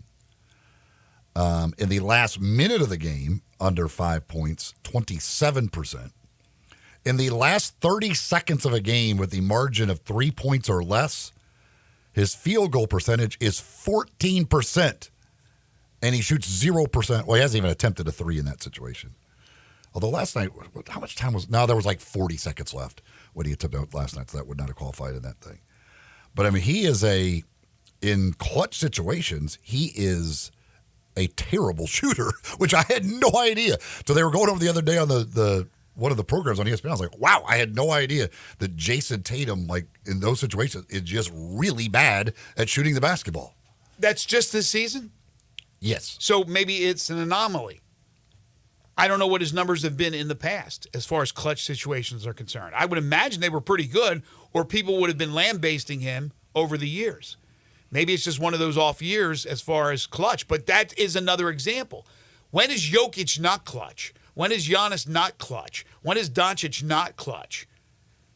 Embiid is hurt, but again, these are clutch players. Here's what Barkley said, by the way. Last year he shot 35% from the field in clutch situations. What about three-pointer? 9%. Oh, my God. So what are we even putting him in this conversation? Here's what Barkley said about the Celtics. If they don't win a championship this year, it would be a total gag job because they have everything. And that's why I said, when I talked about it, I don't know how many days ago, about Bostonians. I may be a Jersey guy, but I know a lot of Bostonians. They are not going to accept anything less than a championship. They don't care even about winning the East, for goodness sakes. Now, nationally, we may look at it as, okay, they won the East, they should have won the East, and they lost to fill in the blank, probably the Nuggets. Maybe the Suns with their 3-headed monster. Maybe the Clippers with their 3.5-headed monster. Although Westbrook's hurt right now. The point is that if they lose in the championship, people mostly will understand. Bostonians won't. It is win or bust. So Barkley, what he says, I understand what he's saying. But I don't think they're the best team. I still think it's Denver. You have to be the champions. You have to beat the champions. Denver just showed it last night. Again, it's one game, regular season game in Denver. I understand that. But last year, Boston, who represents the East? Miami. Now, it's going to be tough to overthrow Boston this year. But playoff Miami is a lot different than regular season Miami. Cleveland's on the come. We'll see what happens if Embiid comes back for Philly. They should challenge them. A healthy Knicks team with the moves they made could be interesting, but will they be healthy? OG Anunoby is still out. Randall, they're getting close to coming back. So that could be interesting. But I would imagine that Boston's going to win the Eastern Conference title. But they, with that team and the move they made to get Porzingis, they are so deep. They better win it all. And I completely understand what Barkley's saying. You agree or disagree? I agree. To be honest with you, like Tatum should have had a clutch bucket against Cleveland if they didn't wave off the leg kick thing at the end. Well, he wouldn't have got a bucket. He missed the shot. Oh, he would have missed just it? He would have just had a chance to go to the free throw line. But it was never mind. Then. Yeah, it just hurts his percentage even more. He missed it. But I mean, it's crazy, his numbers. I had no idea that was more than one season. I think Boston should win the East. Again, I think Milwaukee is the only team that I would really even give a chance to beat. Yeah, I forgot to even East. mention Milwaukee, yeah. But I think Boston is clearly the best team in the East. If they win the East, go to the finals, they lose the finals, I don't think it's any. I don't say like, oh, what a terrible season. You went to the NBA finals and lost. Right. And they're not that deep of a team. They're pretty deep. They're pretty deep. Their bench last night was Horford now Xavier comes off the bench. They had Tillman, Hauser, Horford, and Pritchard. That's the four bench guys they played last I like night. those players. I like them a lot. Xavier Tillman was the third center here, and he's like, well, Peyton Pritchard? Yeah, I like Peyton Pritchard a lot. I like Hauser. Hauser shoots Al threes. Horford. Horford is still good. I think they're a deep team. I like Boston. They should win the East, and what you just said is accurate. Most people will feel that way. I'm telling you, Bostonians, it's win or bust. They're going to look at it the same way Charles Barkley is. Guns, more guns. That's what you'll find at Classic Arms. Classic Arms of Memphis. They've got every type of gun you can imagine, where you're looking for a home defense gun, hunting guns, whatever. New guns, used guns, all of that. They buy, they sell, they trade.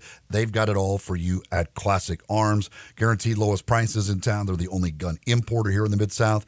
They do free gun inspections and appraisals as well.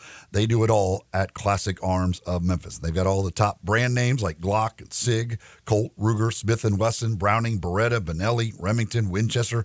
All of those top names, you'll find those at Classic Arms of Memphis. You can shop online 24/7, classicarmsofmemphis.com, or you can go see Jay and the gang at Classic Arms, located at 1740 Germantown Parkway behind Corky's in Cordova. Very easy to find them in that little shopping center there behind Corky's off of Germantown Parkway. They are Classic Arms. Tiger Basketball Report with Matt Dillon coming up next. This is Sports 56 Mornings with Greg and Eli on Real Sports Talk, Sports 56 and 98.5 FM. Be sure to follow us at Sports 56 WHBQ on Twitter, Facebook, Instagram, and YouTube to watch live video of our shows. Stay up to date with station events and have chances to win prizes. Don't miss out on anything that's going on. Follow us at Sports 56 WHBQ.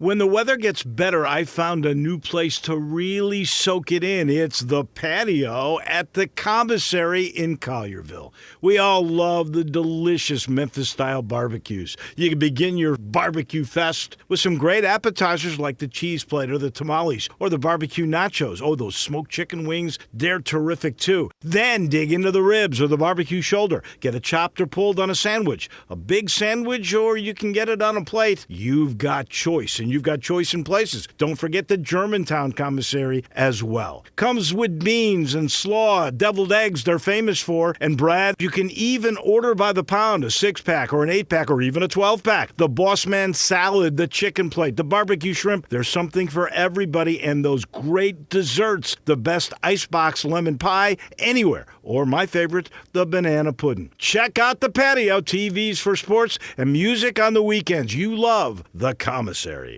Simple, smooth, and every sip as easy as the last. Tito's handmade vodka tastes just as good with tap water as it does with your favorite mixer. Back in the day, Tito distilled, hand bottled, taste tested, sent to a few friends, then taste tested again to give you the finest juice around. No frills, no flavors, no fancy labels, just the good stuff. Just Tito's. For recipes, videos, and more, visit Tito'sVodka.com. Distilled and bottled in Austin, Texas, 40% alcohol by volume, namely 80 proof, crafted to be savored responsibly. Don't miss Power Torque Tools DIY days now at O'Reilly Auto Parts. Power Torque hand tools come with a lifetime guarantee. Visit O'Reilly Auto Parts today. O'Reilly Auto Parts. Five Ash Roofing, it's what we do. Roofing and siding, gutters too. We're the pros you can trust to get it done right. Call on us. Five Ash Roofing, the name to know. Five Ash Roofing, the only way to go. Five Ash Roofing, it's what we do. Five Ash Roofing. Is that not the corniest thing you've ever heard? Can you believe I paid good money for that silly jingle? Well, the experts say make it memorable, and I think I got my money's worth. Five Ash Roof Services, proud partner of the Memphis Tigers and the official roofer of the Tigers home team.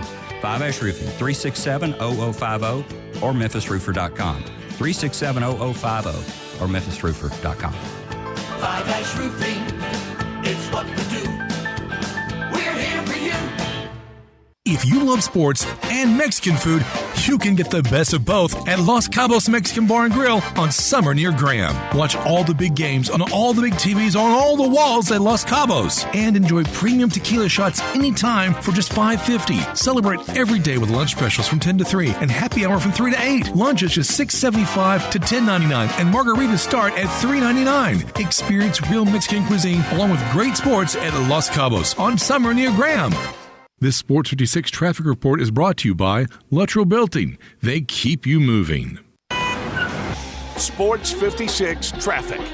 Good morning. This police investigation on this early morning shooting involving a police officer continues here on 240 southbound in South Parkway. It's been shut down for almost 3 hours now. Traffic's just been a nightmare this Friday morning out here in the Midtown area, especially coming southbound on 240 until they can open this back up here at South Parkway. It just continues to struggle. 55 still busy coming across the bridge over from West Memphis. Don't forget now, Sunday, they're going to close 55 and do some road work up there. Hey, Weimer's Jewelry, 7525 Highway 64 is your full-service, family-owned jewelry store here in Memphis. I'm Commander Chuck with your on-time traffic.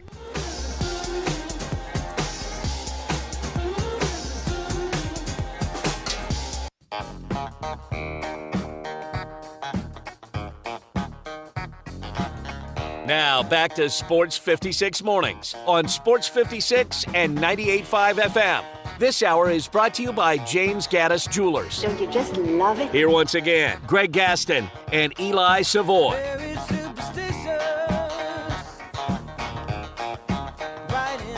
There are a lot of bracketologists out there.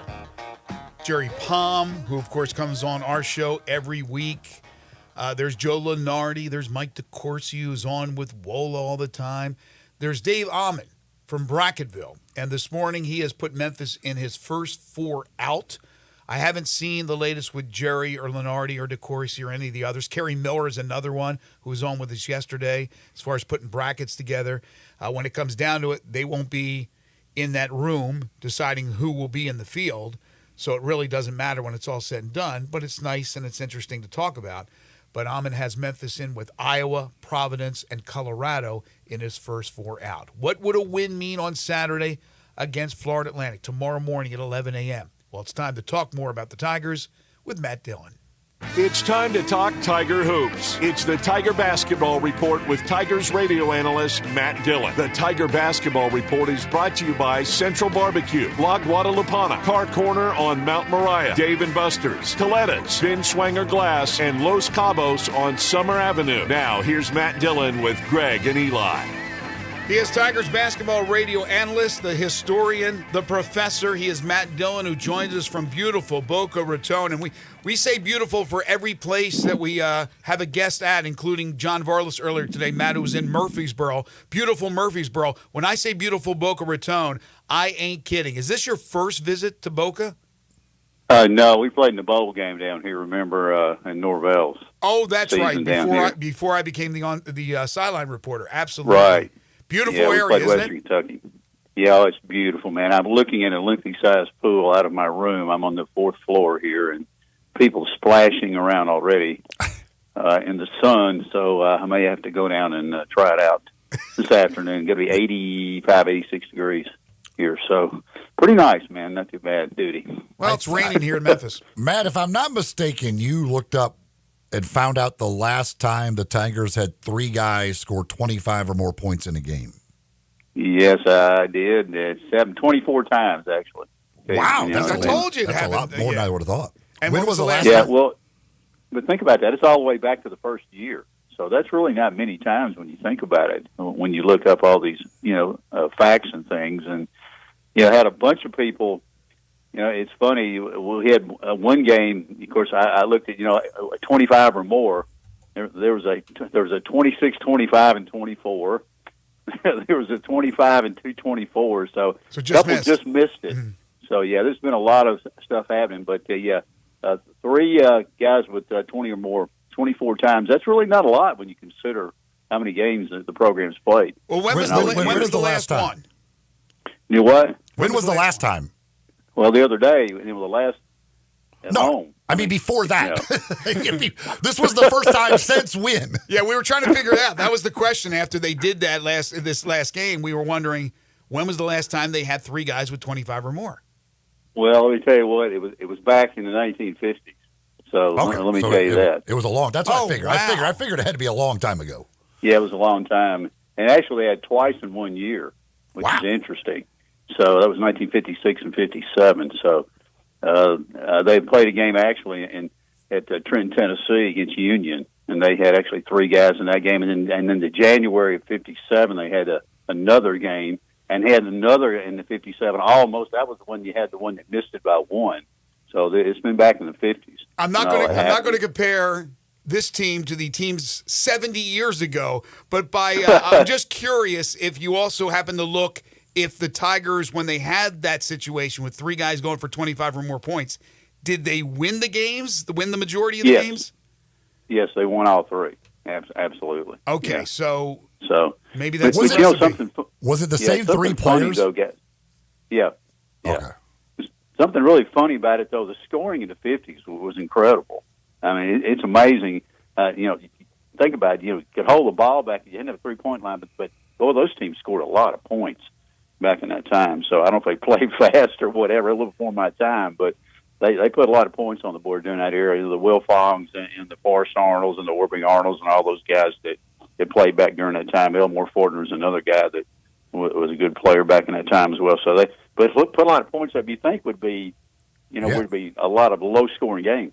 Really not. That's why I figured it wouldn't have happened very often. I'm like, you don't have a three-point line. You don't have the shot clock. Like, you would think it would be tough for three guys to get 25 points. You're exactly right. They didn't play a lot of guys. Sometimes, they play maybe 6, 7, and some of those, teams as well. So I think that probably has a lot to do with it. But the rebounding is another thing. Man, the rebound rules changed in the 60s and in the 70s again, where they counted them. A lot of people didn't keep rebounds much in the 50s on some of your box scores. But, man, there's tons of rebounds. They must have just knocked people around on offensive glass and got a lot of points. So an interesting game the way they played back in that time. All right, so tomorrow, huge game, obviously. It's a huge game for both teams. But for the Tigers to get a top four and have a double bye, they need to win and still get a little help. You're on the plane with the team. I'm not sure how much interaction you have flying down with any of the players or the coaches, but did you get a feel for how the team is doing and feeling and as they get ready for this huge game against the Owls? It's funny now. Where did we land? We landed pretty late here. Actually, got here. Until we got to the hotel, it was about 9:30, 9:45, and they seemed pretty loose. They seemed ready to go. Not uptight or anything else, and everybody was, just kind of focusing on what they wanted to do. They didn't go out and do much. We stayed in a really nice place. This hotel is really nice, about a mile from campus, pretty close. And they just went out and, some of the guys sat, around the pool last night and went out there and looked around and had some meetings and stuff. And in fact, they're getting ready to go to shoot around here in a few minutes. So, pretty concentrated. They know what they have to do. I think they understand to a man that this is a big one. And, of course, they're already talking about it here at Florida Atlantic. Man, it's going to be red day. Everything's going to be red. And they're going to have a lot of, kids packed in there, 2,900 the capacity of this place. And they've got this game circled. And you got to remember back now, it's a 4-point game in Memphis. So this is not going to be a situation where I think it's going to be just walking in and taking care of business. You got to play the entire 40 minutes. There's no question about it. And a lot of things have to go right. I think one big thing I'm going to look for tomorrow is a 3-point shooting. I think of Florida Atlantic. There are two big guns in that game. We're 2 of 11. So They're a team that shoots a lot of threes. They're third in the league, 3-point field goal percentage. You got to think at home, they're probably going to hit some during that stretch. So we'll see what will happen in that game. I think the start's going to be very important too to get off to a good start. This place is small and it's packed, and it's going to be a very interesting situation. And I'll say one other thing: these two teams don't like each other very much, so it's going to be a lot of intensity. Well, my wife flew down to Fort Lauderdale yesterday, and she was at the baggage claim with the Florida Atlantic team, and asked me if she should put a hit on anybody. I said, there's a big, tall Russian guy that if you're going to do anything, you might want to just go after him. I'm not saying whether she did or not. I don't know. So if anybody misses the game tomorrow for some mystery illness or anything like that, my wife had nothing to do with it. Well, let me tell you a quick story. Last night, we got here, and I went across to get some wings, when we got here and getting brought back to my room. And I walked in, I had one of my radio shirts on, and the first thing this guy said behind the bar said, "Oh, you're the enemy. You're here. We're waiting on you guys." I said, "Gee, thanks, man. I need the food. How about it?" Think about it. Like their history. She's like, "Wait, hold on. Let me take your wings back to the back for a second. Exactly. Then they'll be ready for you." Exactly. Yeah. Yeah, if they're about to make your food, make sure you don't have one of those radio shirts on or anything Memphis. You put it on afterwards, but not before. So there's no history. They had 1 year last year. They had a great year last year, but there's no history of Florida Atlantic basketball. This isn't some blue blood. So now you have Memphis coming into your place. It's going to be huge. Absolutely, they're going to talk like that. There's no question. For me, my biggest question is, can Memphis match that energy that Florida Atlantic is going to have? I'm telling you, they are going to come out like gangbusters. They're pissed that they lost the game in Memphis. As you said, 2,900, mostly students, are going to be packed. It's going to be like mini Cameron. Can the Tigers match that intensity? Because if they don't, they fall behind. There's no coming back like they did against UAB. I can guarantee you that against Florida Atlantic. Going to be very difficult, no question about it. And I think one thing you got to remember, too, is the year last year that Florida Atlantic had, and some of their players that they're not starting, like Nick Boyd, who got the winner in Columbus, guys like that, Rosado, they've been through this thing before a little bit. This is going to be maybe the last time some of these guys are going to play at home as well, because you don't know what these guys will do next year. You got Martin and Davis, tested, will they stay another year? Will they come back? Will they go to the NBA for good? You just don't know. There's a lot of ingredients in this thing, and there's a lot of ill will between these two teams. I'm telling you, that it started back at Media Day, back in the fall, when they're talking about this series and everything. And I think, you remember Coach Hardaway was pretty upset that Florida Atlantic was picked to win the league, and which they didn't do, which is a surprise. And that's another thing that's really amazed me about this year. I did not think USF would win the league, and to be honest with you, the way they were picked in the regular season. So that's another incentive for either team to say, hey, man, we got a shot to get our seed here and good. And I personally, going into the tournament looking ahead, I don't know if USF might be the weakest, regular season champion I've seen in a lot of years. Now, that said, they may go ahead and win the tournament. I think it's going to be very difficult for them to do that. Mm-hmm. And certainly finishing where you do, in that 4 spot, I wouldn't mind playing USF again if it gets down to it. So I think it's interesting how this thing's going to play out. The 4 or 5 is, realistic, either one. I think, again, you got a lot of tiebreakers coming up. I know that's something you can't worry about right now, and I hope they don't look ahead saying, hey, we're going to worry about the tournament. You got to take care of business in this game right here, because this is going to be a war, fellas. I'm telling you, I'm looking forward to it. I think you're going to have probably a top-notch officiating crew here from the league to get one of the best guys in there if you can to try to work this thing, and that's going to be interesting how they let the home team. Will they let them kind of get physical and do what they want to, or are they going to kind of call this thing pretty close? I think if the Tigers come in here with a good start, I do think, again, it's pretty important to get off to a good start in this game. The first one, 14 lead changes in that game up in Memphis. So this is two pretty evenly matched teams in a lot of ways. Tigers, I do think they're ready for it. I just think you got to get in there and play it and see what happens. You have to have consistent game out of the big three again. And we call it, the triplets now for Memphis, the big three, because, those 3 guys are really playing very well right now. Of course, Jones, Tomlin, Quinterly. The Tiger Basketball Report is brought to you by Los Cabos on Summer Avenue, Coletta's, Bin Swinger Glass, Central Barbecue, Dave and Buster's, Car Corner on Mount Moriah and La Guadalupana. Matt, you've done, I don't know, somewhere around 1 million Tiger basketball games. Give or take a few. The UAB game, where does that rank among some of the strangest you've ever seen? Probably the strangest. I'm telling you, man, I've never seen anything happen like that. You know, the 24-0 game in Louisville.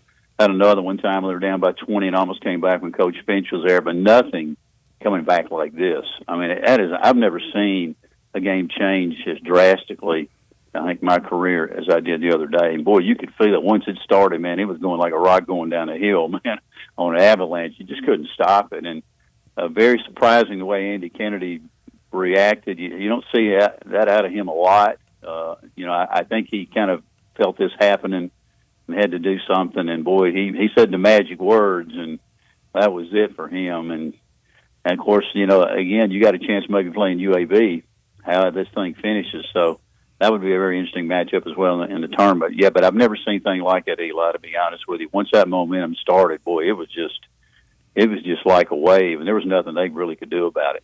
Yeah, we've seen comebacks, Wichita State at Wichita State, right? Comeback in against Villanova, in which they came up short, but they played a great second half. We've seen it the other way, right, with a 20-point lead over South Florida, and then South Florida came back. But but none of those games seem to be as quick as this one, as quick as this happened. You blinked your eye, and Memphis was 15 down at the half to up 9. You're like, well, what just happened? It was so quick.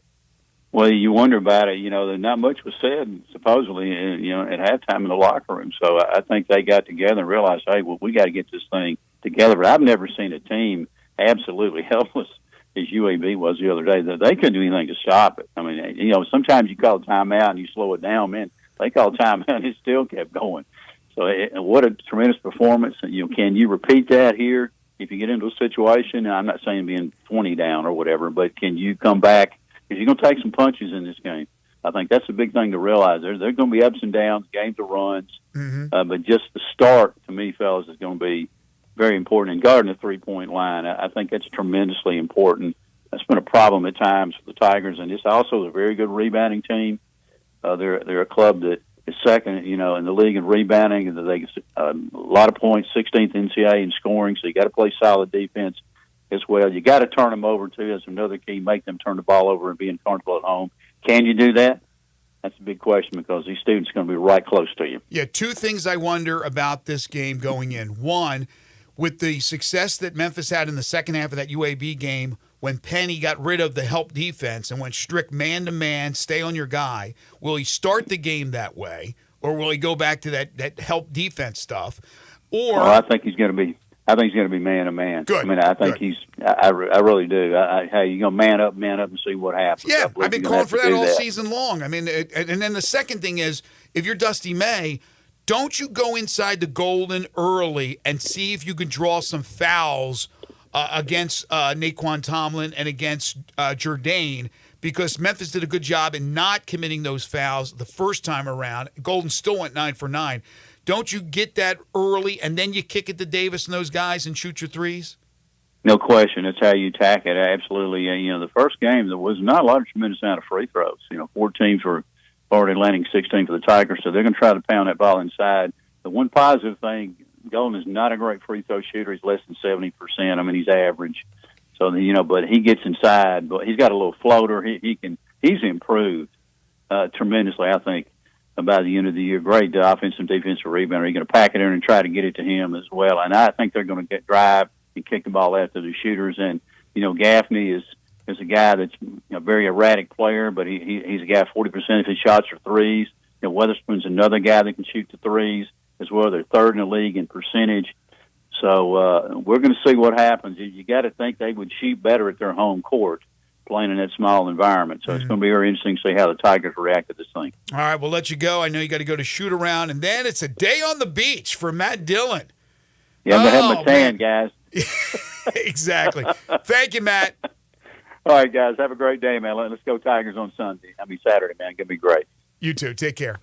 The Tiger Basketball Report brought to you by Los Cabos on Summer Avenue, Coletta's, Ben Swanger Glass, Central Barbecue, Dave and Buster's Car Corner on Mount Moriah and La Guadalupana. Another one of our terrific sponsors, Pinnacle Roofing and Restoration, been with us for years and years. If you got a roof issue, you call today. Call Brandon at 901-438-5084. He's the owner of the company, or go online to newroofmemphis.com. They offer financing with different plans and options to choose from, including a 6, 12, or 18-month same as cash option. They'll work with your insurance company or out of pocket, whatever it takes to get that roof repaired. They do residential and commercial roofing, so business owners, property managers, along with homeowners, if you have a leak or any other roofing problem, call Brandon today.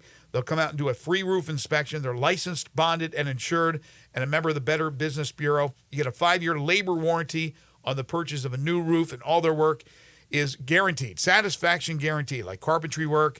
They can do exterior painting. They can replace gutters. They can put up fencing and siding, install shingles, rotten wood repair, whatever you can't do yourself. Call the experts at Pinnacle. Quality work at a very good price. Again, locally owned and operated company, Pinnacle Roofing and Restoration, for all your roofing and home repair needs. Call Brandon today at 901-438-5084 or look them up online at newroofmemphis.com.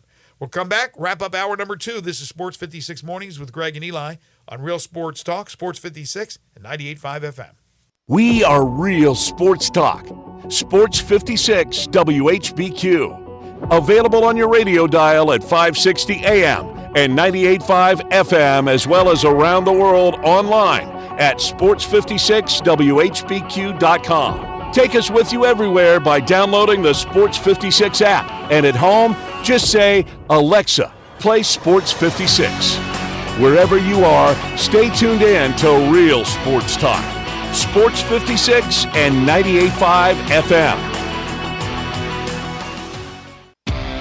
Visit Frontier Western Store today for new shirts and boots. Frontier is your top Carhartt store in the Mid-South. There's thousands of in-stock shirts and jeans. They have the classic K87 pocket tee in every color they make, including new ones just released. Available small to 4X. Want new jeans? Frontier has you covered with super tough work denim by Carhartt. And you've got to check out their selection of Ariat jeans for men, women, and children. You'll love how easy it is to find the size and style you need. Have you seen Frontier's remodeled world-famous boot showroom? It continues to expand. New styles by Ariat just arrived, plus plenty of in-stock proven classics too. Whether you need work or dress boots, trust that Frontier's the place to come. See thousands of pairs of Ariat boots and thousands more by Dan Post, Corral, Durango, Rocky, Twisted X, and others. And Frontier's pricing is lower than online and chain stores, so you know just the local shop to visit. Frontier Western Store, 5880 Goodman Road in Olive Branch, and on the web at frontierwesternstore.com. Locally owned and operated since 1967.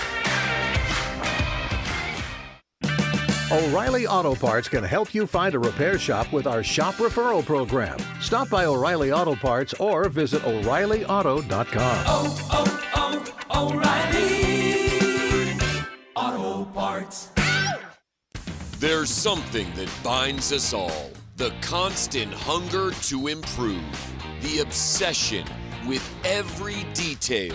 And the reward of a custom fitting, taking your game to a whole new level.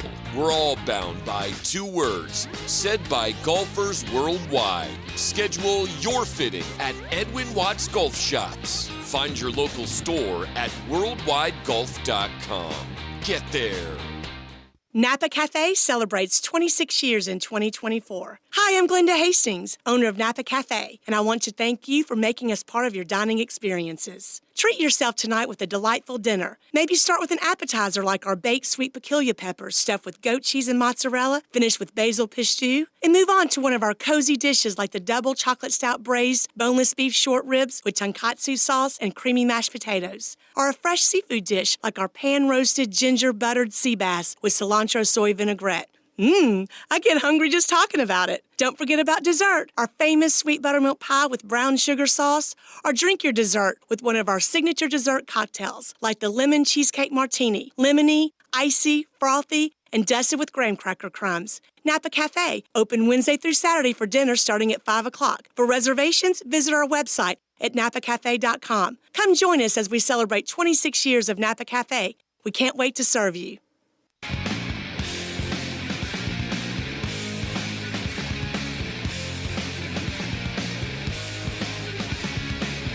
Now back to Sports 56 Mornings on Sports 56 and 98.5 FM.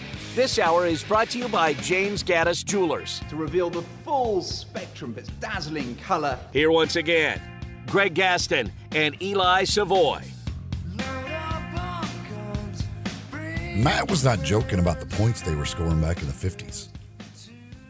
The 56-57 team, it's like regularly in the upper 80s, 90s, over 100. I know, it's incredible, isn't it?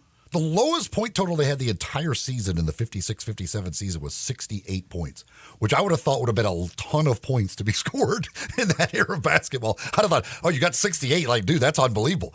That's the lowest total they had. I mean, it was regularly they were regularly in the 90s. When did the shot clock come into play? In college basketball? Yes. The 80s?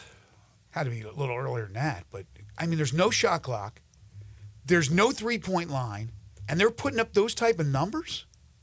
That's incredible. Yeah, he wasn't exaggerating. Like I would have never thought there would have been 3 guys scoring 25 back then. I thought maybe it would happen a time or two somewhat recently, but I would have thought once you got back to like the 60s, no way in heck that it would have possibly been that, because that's crazy to me that they were scoring that many points back then. Yeah, NCAA went to the 45-second shot clock in the 85-86 season. It was 85-86? Yeah, I do. I remembered the start of the shot clock at college basketball. And then when did they move it to 30? It went to 35 in 93, 94, and then 30 in 2015-16. Yeah, I knew it was recently with the 30. So I'm looking at the NBA draft.net, looking at a mock draft. And we've talked a lot about centers, and we'll continue to talk about centers when it comes to the Grizzlies. And who knows what will end up happening with the draft lottery, if there's even going to be talk of a center. Because when I look at these mock drafts, and it's not just this one, they have the kid Alexander Sarr, as a true center, and they have him. I've seen where he's 1, I've seen where he's 2, I've seen where he's 3. This particular one has where he's 3. Then you go all the way down to Kyle Filipowski at number 19 in this mock. Number 19. So again, if that's where you're looking to find your center, unless you fall in love with one of these guys, it's probably not going to be advantageous picking 5, 6, 7 in that range, unless, again, you get lucky and move up. But they have other centers late in the first round. One guy is from Cameroon, and I'm not sure how to pronounce his name, Ulrich Chomichi. And then Kalel Ware from the University of Indiana. He's a 7-footer. They got him near the end of the first round. And P.J. Hall, who's kind of a center, strong forward from Clemson, who I like a lot, they got him at the end of the first round. So guys that have been talked about as far as centers are concerned, when it comes to Memphis, Donovan Clingan from the national champion Connecticut Huskies, they got him as a second-round pick, picked in the 46th position. Zach Edey, which, again, is one of those weird ones, with as big as that guy is, they got him as a second-round pick right after Clingan. They don't have Vlad Golden anywhere, the Florida Atlantic big. So at least I don't think Golden will be a draft pick. And he probably won't be. He doesn't have the ability to shoot the threes, doesn't move as well as some of these other guys does, especially with Sarr and with Filipowski. And they got the Yves Missy, the center from Baylor. They got him also as a second-round guy. So some of these centers who have popular names, Zach Edey's good chance will be the player of the year, are not looked at or highly regarded as top draft picks. By the way, David Jones, nowhere to be found in this draft from NBADraft.net, in this mock draft. Texter on the Sissy's Log Cabin listener line says, talking about this, I guess the scoring in the 50s, says, back in the 50s, if they scored more than 50 for the whole game, the whole team was drinking Red Bull. Now, again, I'm looking at, unless they just decided that if they have bad record keeping or something. I mean, I'm looking at the results from the 1950s, and they were scoring in the 80s, 90s, over 100 regularly, which, again, blows my mind. But they must have just been flying up and down the court. And then I don't know. That's conga line to the rim, I guess. That would have never possibly in a million years would I have thought that in the 50s they were scoring that many points. No, I'm with you.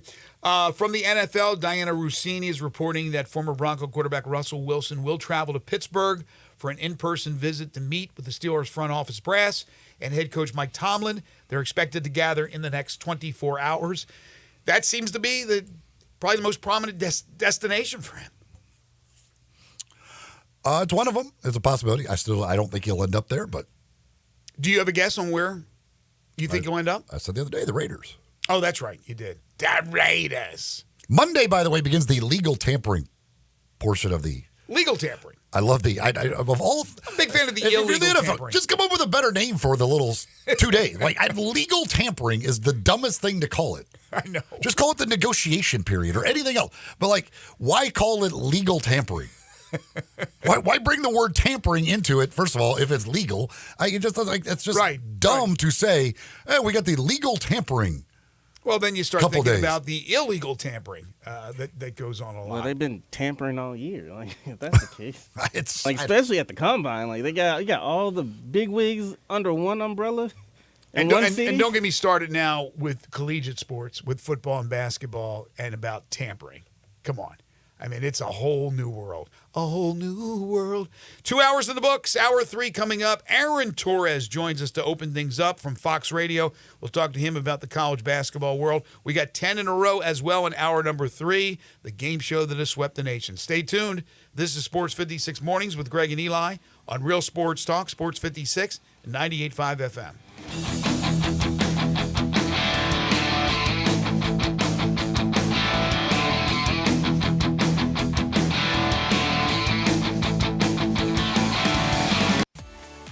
At Jason's Deli, when you're dining in or picking up curbside, you can expect wholesome food and no surprises, just delicious sandwiches, crisp salads, and quick quality meals made with the freshest ingredients and no artificial trans fats, MSG, high fructose corn syrup, or artificial colors and dyes. Around here, a lot of thought goes into what we put into our food and what we take out of it, because you're not just taking a bite, you're getting a taste of who we are. New items are constantly being created to expand our menu for all tastes and special diets with vegan and gluten-free options available. Convenience and on-time delivery you can count on. It's just a click away at jasonsdeli.com, so whether you need to feed 5 people or 5,000, the team at Jason's Deli, they have the credentials and the commitment to keep you satisfied. Freshness is nearby at Jason's Deli with locations at Ridgeway in the Park Place Center, Poplar and Highland, Germantown Road in Cordova, and on Goodman Road in Olive Branch. Jason's Deli. It's wholesome food and no surprises.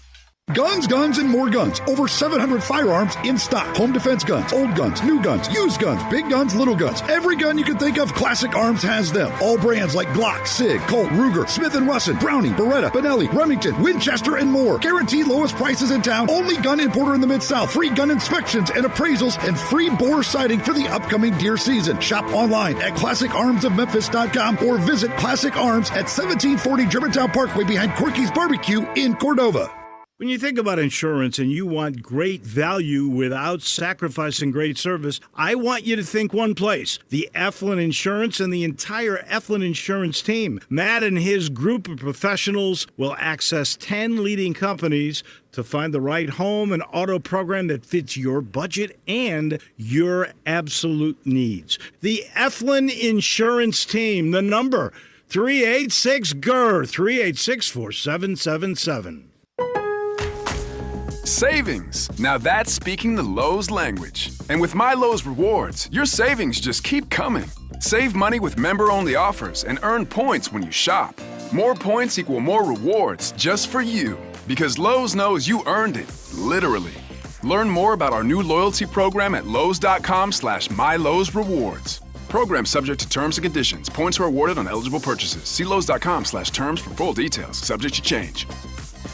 Yo, Mark, long time no see. You still down at Dyer's? Man, I'm not down at Dyer's. I'm out at Collierville Historic Town Square. When'd you move out there? We've been out there for about 13 years. We've got the shops, the park, we got the train the kids like to play on. You still cooking those burgers the old-fashioned way? Man, we're still flattening out those hamburger balls on a slab of marble and skillet frying them the old-fashioned way like they've been doing for 100 years. Dude, you still have those onion rings. Man, they're fantastic. Hand-breaded, served up just right. I loved those milkshakes. Please tell me you're still doing those. Man, we are hand-dipping those shakes, putting them in the old glass in the shake tin, served the old-fashioned way. You got any new items out there I need to know about? We're just doing a lot of gourmet sandwiches. We've got farm-raised catfish straight out of the Delta. We've got some hot tamales from Pasquale's Tamales out of Helena, Arkansas. Man, are they served in the husk? What those guys like to say, they're so good, you'll suck the shuck. Go see my buddy Mark at Dyer's Cafe in Collierville's historic town square. Sports 56 traffic brought to you by Curfew. Enjoy the ultimate dining experience at Curfew with specials every night. Mississippi Monday, Tuesday Ladies Night, Wing Wednesday, and Thursday Hotel Guest Appreciation Day. Curfew American Tavern Craft Cocktails, your new destination. 164 Union Avenue, main floor of the Canopy Hotel. Sports 56 traffic. Investigation continues here in the Midtown area, creating major traffic problems this morning from that shooting that happened involving a police officer this morning on 240 southbound at South Parkway. It has caused some delays going northbound as well because of some rubbernecking, but again, it's just been a major mess. Southbound on 240 over here trying to get past South Parkway this morning. It's been blocked for several hours here in the Midtown area on this shooting. Don't forget, this weekend they're closing 55 on the bridge. That'll be Sunday. Hey, 24/7 reliable crane and rigging services right here in Memphis. It's Tomahawk Crane and Rigging. I'm Commander Chuck with your on-time traffic. We are Sports 56, WHBQ Memphis, and W253DF Memphis. Flynn Broadcasting Stations. Now back to Sports 56 Mornings. Good morning. On Sports 56 and 98.5 FM. Here once again, Greg Gaston and Eli Savoy.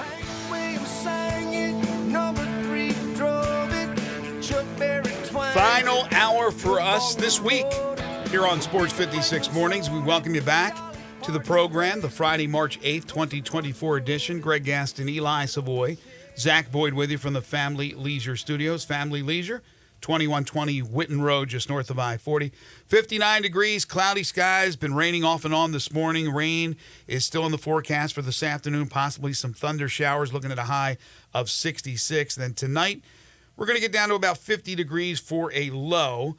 Also rain in the forecast and then tapering off overnight. Tomorrow looks to be straight up cloudy with 54 for a high. And then Sunday, sunny skies, but only 58 for a high. Next week, though, we'll get into the mid-60s and then into the mid to upper 70s as the week progresses.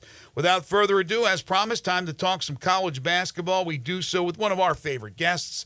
He is Aaron Torres. He's the host on Fox Sports Radio. You hear him talking college basketball, college football all the time with the Aaron Torres podcast, among other things. He's a best-selling author as well. You can follow him on Twitter at Aaron_Torres. Aaron joins us now on Sports 56 Mornings. Hey, Aaron. Fellas, good morning. How you doing? Doing good. Fantastic. Hope you're doing well. Thanks for getting up early with us. Your recent podcast, only 8 teams can win the Natty. We were talking the other day, Eli, didn't you say like 15 to 20? So let's get to Aaron's 8. Only 8, Aaron. Which ones are they? Well, I mean, you got to listen to the segment. What I would say though is, and this is, I hope this doesn't come off this way. I would be curious for Eli's argument for 15 because I think, we often, when covering this sport, I think there's people that create a difference between, you hear this all the time this year, the sport is so wide open, 30 teams could make a Final Four. And it's like, yeah, 30 teams can make a Final Four, but, what I think always gets misrepresented this time of year is that to make a Final Four, the work of winning a national championship is only 66% of the way done. You got to win 6 games to win a national championship. You only got to win 4 to go to the Final Four. You got to win 2 once you get there. And so, I'd be curious for Eli's perspective, but what I would say is I think you look at a team like Iowa State, for example. I think they're a great story. I don't know that they can score enough points in 6 straight games to win 6 straight to win a national championship. Do I think they can win 4 to get to Arizona? Absolutely. Kansas, I think, is a great example of a team. I just haven't seen enough from them. I know the resume indicates they beat UConn at home. They beat Tennessee on a neutral, but is that a team that can win 6 straight? So I bring that up. That probably gives you an indication of who the 8 are, because I just listed 2 that are in probably the top 10 or 12 of the polls that I don't believe can win it. But I do think there is a misperception, generally speaking, and again, not criticizing Eli at all, just of how many teams can make a Final Four versus those that can actually win it. See, my thing would be, I kind of look at it from almost the other side. I think probably your 8 teams that you would have, I would say, are all capable of losing at any point in the tournament because of so they could and so none of them might even make the Final Four. Like, I think there's all of these teams that are at the top are capable of losing at any one night because of a bad night, and so there you could have one of those Final Fours that where it ends up being a bunch of odd teams, like last year. Yeah. I mean, last year, I'm trying to think. Last year was interesting. Yeah. I don't know. You know, it's crazy because, like, one thing I will say, like last year, okay, you know, Alabama was a number 1 seed, but they were not playing. I guess they were. They won the SEC tournament title, but I don't know. I understand that argument. But I don't know. I would just disagree. I think this year the cream has risen to the top. I'll give you an example. Like, I think Tennessee is a perfect example, right? I think we all agree that Alabama and South Carolina are teams that have the capability of going to the second weekend. Tennessee just beat both of them on the road. And so I do think there is now Tennessee. Does that mean they're going to the first Final Four in school history? That's not what I'm saying. But what I am saying is I think they've proven that they are a level above everybody else. I've been critical of Purdue, and I think to Eli's point, they're probably the perfect example of a team that they've had a great 5 months, but can they do it over the next, frankly, 4 to 5 games? I think even Purdue fans, it's more about just getting to Phoenix than winning a national championship. So I see the point, but what I would say is, I guess last year, by technicality, UConn was an example of what Eli's talking about, but even UConn, I mean, listen, they were the number 2 team in the country in December. They destroyed everyone for the first 2 weeks of the season. So, I listen, it's going to play itself out. We're all going to watch it. It's what makes this tournament so special. But to me, I think that group that can actually win all 6 of those games is maybe a little bit smaller. But again, it's what makes the tournament fun. Yeah, and I don't not knowing the 8 team, but I can assume who kind of the 8 teams are. Yes, in all likelihood, would the champion probably come out of that group? I would agree with that. But I just think that would I be surprised if Tennessee lost in the Sweet 16? No, that wouldn't shock me if they had a night. I mean, they beat South Carolina on the road. They also played South Carolina at home earlier in the year and looked terrible when South Carolina came in and beat them. Well, the odds will tell you that Tennessee won't reach the Final Four. If you look at history. UConn obviously is really good. I mean, but again, if they lost in the Sweet 16 or the Elite 8, would it be shocking? No, I don't think it'd be shocking. Houston, all of these teams, certainly Purdue. We saw what happened last year. Outside of Tennessee, in the SEC, is there any team you think could win it all? Well, I mean, it's going to get me banished from the Memphis airwaves. Kentucky. I don't think it's likely, but I think they can. I mean, because listen, and you guys are historians of the sport and you love it, is what I always go back to, there's advanced metrics that say, Kentucky with their defense cannot do it. It has never been done.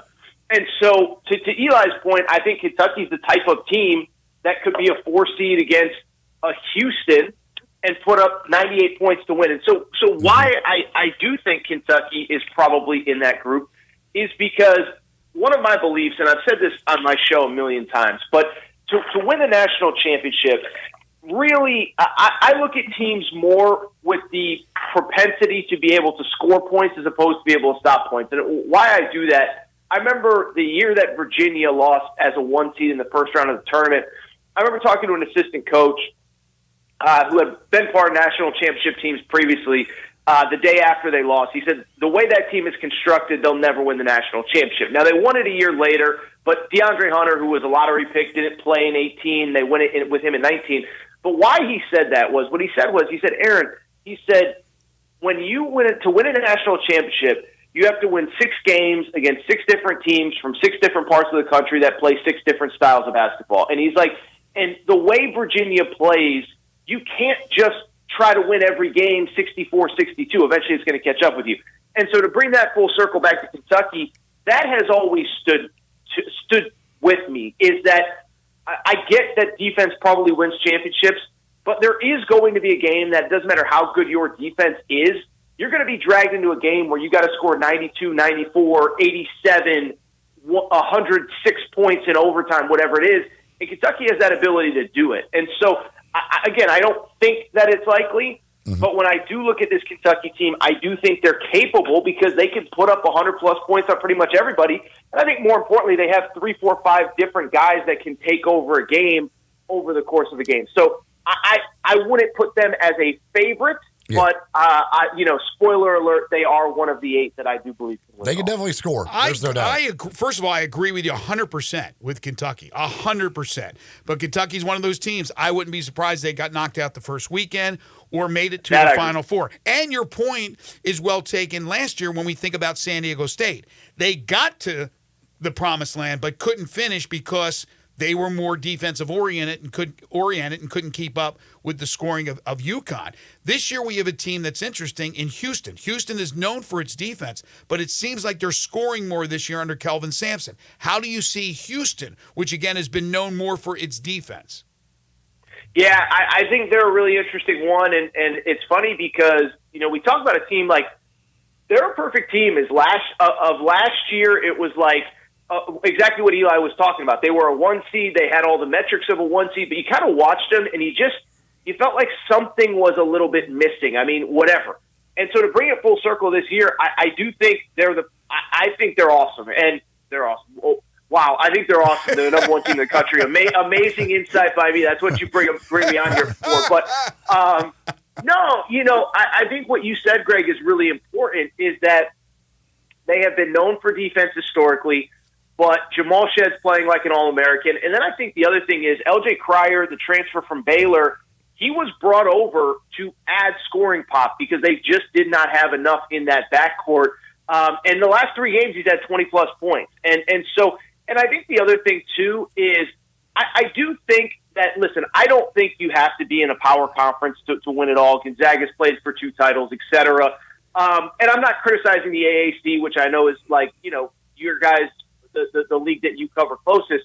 But I don't think we do fully appreciate that Houston just walked into the Big 12 and is probably going to win an outright regular season title. I appreciate it. Yeah.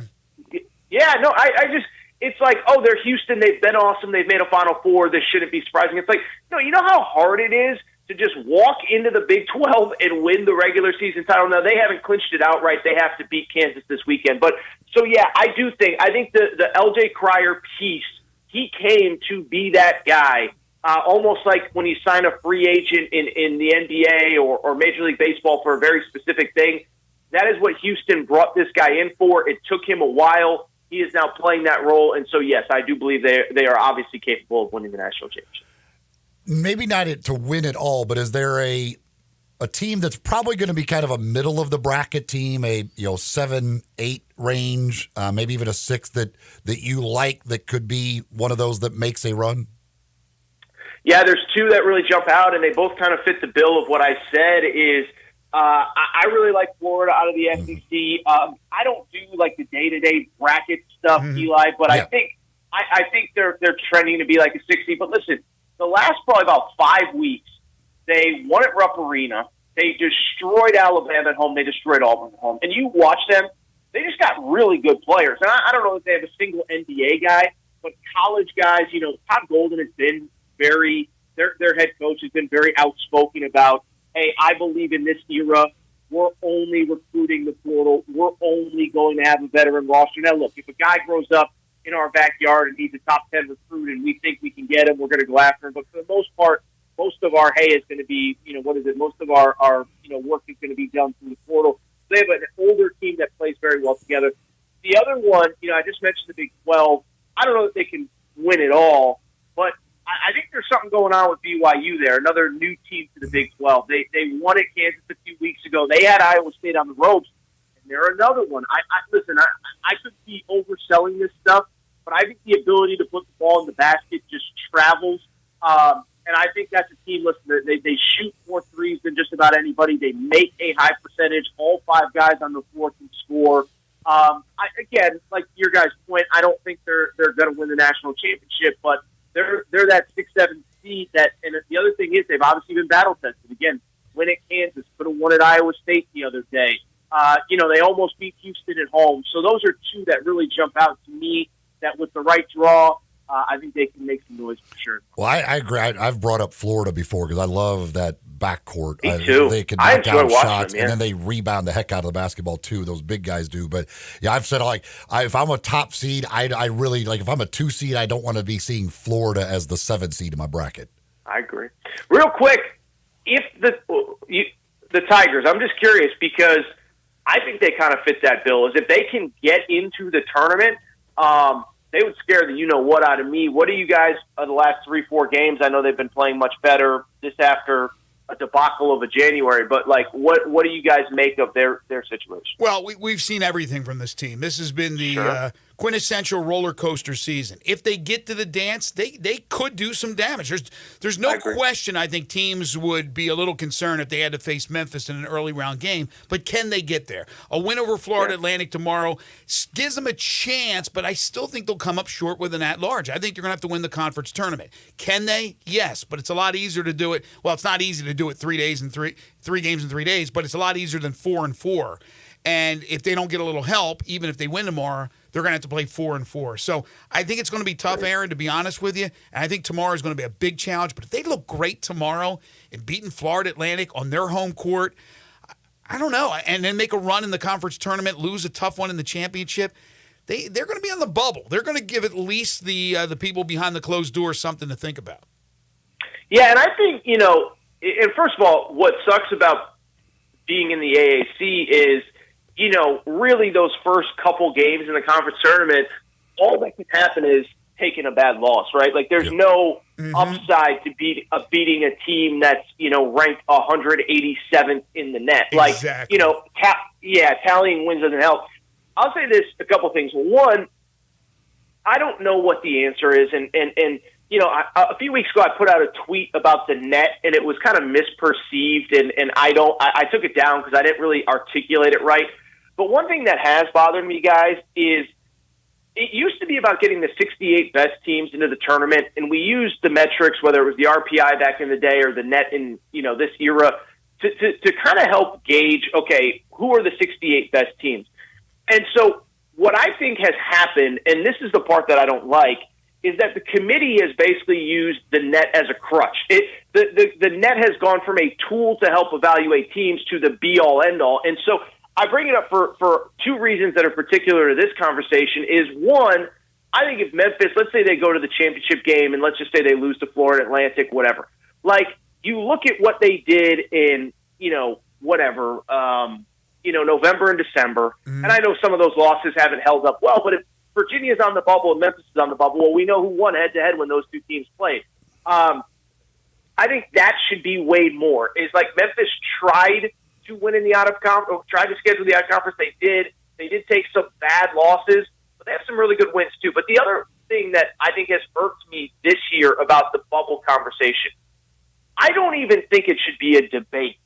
That if at this point South Florida doesn't win the conference tournament, that they're in, and the debate is that it's not even a debate that they're on the bubble. If they don't win, they're not in. And that does bother me, guys, because, again, the net is supposed to be a tool to help us evaluate teams, but we are still supposed to be trying to get the 68 best teams in the field. Mm-hmm. And you cannot tell me that South Florida, having won 21 of their last 22 games, that because they had a bad first 2 weeks of the season under a first-year head coach in Amir Abdur-Rahim, that is not one of the 68 best teams in college basketball. And so I don't know what all the answers are. But I think it's interesting, talking to you guys about it because you cover this league on a day-to-day basis where, Memphis is they kind of made their own bed with some really bad losses. But like South Florida, yeah, they had bad losses, but they were literally in November. And I know that, again, we don't wait the last 10 games like we used to, and we probably shouldn't. But that's one that does kind of bother me, that they're not even in the discussion, it seems, for an at-large bid going into the conference tournament next week. I think you hit it out of the ballpark. I think you're absolutely right on. Hey, real quick, we're short on time. Give me a couple of coaches who will be given the pink slip, unfortunately. Yeah, I'll try to be quick. Louisville, listen, I think it's within 24 hours after the ACC championship next week. I think one of the more interesting ones is Michigan. I don't think they're going to fire Juwan Howard, but does he just try to do something else? Because, they're really, really, really bad. And then I think there's the trickle-down effect, right? I mean, if Louisville, if they hire Chris Beard, that means Ole Miss is open. If they hire Scott Drew, it means that Baylor's now open. If they hire Arkansas, it means that Eric Musselman's now available. If they hire Eric Musselman, Arkansas is available. So that's the trickle-down effect of it. I think Louisville's definitely going to open. Michigan's going to be interesting. Some of the ones on the West Coast, Washington is definitely going to open. I don't think it's out of the realm of possibility. Dana Altman retires, meaning Oregon is open. Those are now Big Ten jobs, which is interesting in its own right. But those are some of the ones that I would expect over the next, week to 10 days. Is Louisville still really a good job like it used to be? So it is, and I'll say this too, is I think it's not only a good job, the ACC is terrible right now. And I think, you're coming in at literally you win 11 games next year, you're the reincarnation of John Wooden the way that program's been the last 2 years. But it's yeah. But it's also the ACC is so bad, and so I think if I'm a coach and you can go to a place with Louisville that has everything that you need to win, plus the ACC stinks. Now, part of the reason the ACC stinks is because you stink as Louisville, but that's going to be a 3-bid league this year, and so it's I think you can go in there and win right away if you get the right guy. So I think it's better because of some unique circumstances. I think it's the fringes of a top 10 job. But I think it's better right now because the ACC is so bad. You can win right away, and you're entering at such a low point. You don't have to be great right away like you might have in previous years. Check out his podcast. It is absolutely terrific. The Aaron Torres podcast. Hear him on Fox Sports Radio. Follow him on Twitter at Aaron_Torres. Enjoy the tournament. I'm sure we'll be talking to you down the road. Always appreciate it, Aaron. No problem, guys. Thank you so much. Be speaking soon. Take care. I understand his point on South Florida. But again, you can't just say the first 2 weeks of the season don't matter either. Right. They lost to Hofstra and Maine and Well, you have to have criteria. Now he's right about the net. That they can use that as a crutch now, and that's all these numbers they throw in a formula and come up with. But yes, it's got to be the entire season. But right now, you're looking at South Florida going, man, that is unbelievable, the winning streak they're on. And it's not like the American Conference is horrible. And so why don't they get a little bit more consideration, considering that they bring in a 7th or an 8th place team from a major conference? Because they are a major conference, they're going to get the benefit of the doubt because the numbers say they should. But I do understand where he's coming from. Did nothing in the non-conference outside of Memphis and Florida Atlantic to say that it's a good conference. So South Florida beating all of these teams, what's to say that any of them are any good? And they took some losses against some really bad teams. Right. No, I understand. I mean, you can't just say, well, they beat up on that conference is good. Based on what? Yeah, but you also... They beat up on each other? Yeah, I know, but you could also say, and they won't say this, you could also say Memphis beat Clemson, beat Virginia. These are tournament teams, and South Florida beat Memphis. So why doesn't it have a little trickle-down effect for South Florida, for that win against Memphis, for that win against Florida Atlantic? That should have some kind of pop, but it doesn't because they're playing all in this league that is not considered by the so-called experts or the metrics that it's good. Okay, in South Florida has 2 wins over even teams with a remote chance of making the tournament. I know. I understand. Memphis and Florida Atlantic. I know. They also have, 4 losses, 5 losses, all of their losses, are against teams that have no chance whatsoever to make the NCAA tournament. I know. So I understand. We don't see too many situations like this. We've seen teams that have been good in their small leagues, and you go, wow, they lost in the conference tournament championship game. Are they going to get an at-large? No, they're not going to get an at-large because they didn't beat anybody. Well, you can almost throw South Florida into that same position. But we don't usually see those teams rattling off 15 straight wins in a very competent conference. This isn't, with all due respect, the Ohio Valley or the A-Sun or one of the smaller conferences. This is the American Conference. And after the Big Four, I guess the Pac-12 still included this year, the Big Five, then the Big East, which would be 6, Mountain West would be 7. In basketball this year, American would come right after. But they are not considered to be a very strong conference from top to bottom. moving can be stressful, but when you get the professionals to help you, when you get the professionals on your side, well, it becomes a lot less stressful. That's why you need Black Tie Moving. If you've got a move coming up, new home, maybe a new office, whatever, you got to move at all, call Black Tie Moving. They'll take all that stress, all that worry out of the process, make it as smooth as it can possibly be. All you got to do is give them a call at 901-316-6196, 901-316-6196, or you could go to blacktiemoving.com/Memphis, talk with the folks at Black Tie Moving. They'll come up with a plan working with you, fitting both your needs and your budget, and they'll give you a no-obligation quote up front. Whatever you need them to do for you. Maybe you want to do everything from the packing and the unpacking, or maybe you're going to do all that. You just need them to simply pick up your stuff, take it to the new place, and drop it off. Well, whatever. Again, that's what they're going to do. They're going to work with you, coming up with that plan, whatever it is that you want out of them, whatever it is you need out of them. And again, you're going to get that no-obligation quote up front as well. A+ rating from the Better Business Bureau. 5-star ratings all over online. They're the best in the business. You want the professionals, talk to the folks at Black Tie Moving. 901-316-6196 or go to blacktiemoving.com/Memphis. We will play 10 in a row when we return. The game show that has swept the nation. If you'd like to participate, jump on the Sissy's Log Cabin phone lines at 901-360-8255. That's 901-360-8255. This is Sports 56 Mornings with Greg and Eli on Real Sports Talk, Sports 56 and 98.5 FM. Add a little fun to your lunch break. Join Johnny Radio for Sports 56 Happy Hour from 11 to 1 every weekday on Sports 56 and 98.5 FM. Top Gun is the largest indoor range in the Mid-South, but size isn't their only difference. Top Gun has the best instructors with over 300 years combined experience and classes all the way from first shot to master marksmanship. Plus, Top Gun is affordable. Gold membership is just $48 a month. That's just $1.60 a day for unlimited range time, free gun rentals with purchase of ammo, and members lounge access. Top Gun, 2770 Witten Road and TopGunMemphis.com. Always shoot with the best. Top Gun Memphis.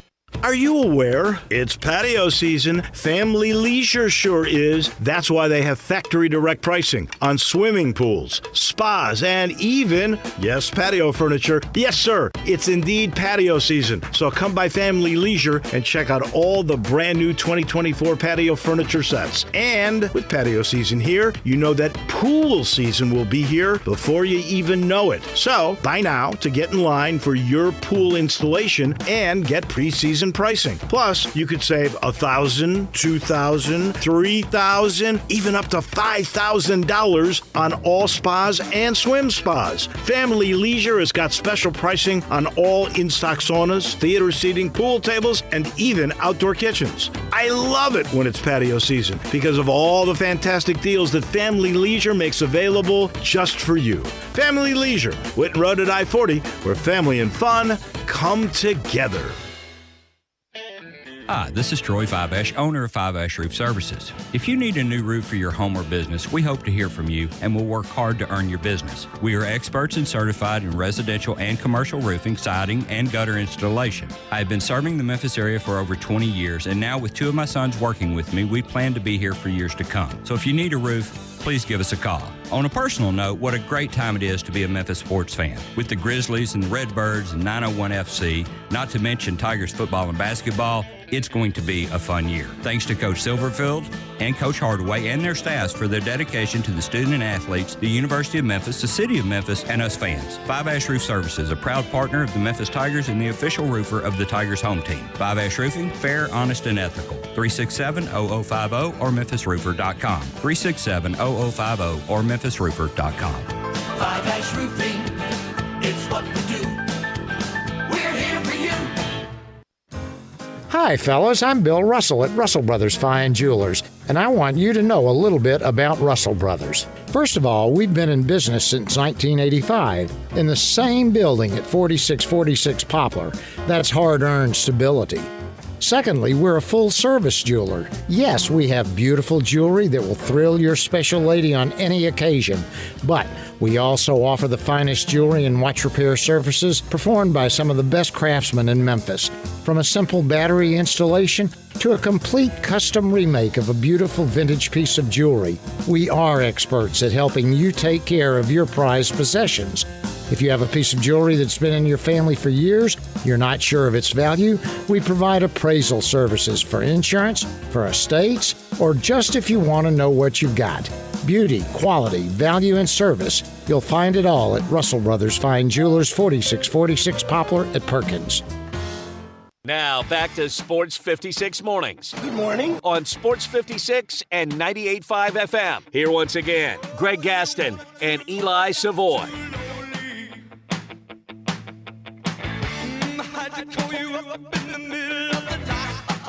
Welcome back, everyone. 9:32 is the time. Final half hour for us today here on Sports 56 Mornings.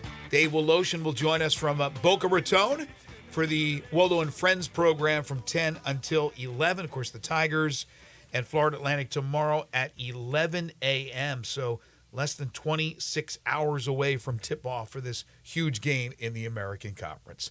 Time now for 10 in a row. Not 5, not 6, not 7, not 8, not 9, but 10 in a row. It's the game show that has swept the nation. It is 10 in a row. If you'd like to participate, the lines are wide open. The Sissy's Log Cabin listener lines, our phone lines are wide open at 901-360-8255.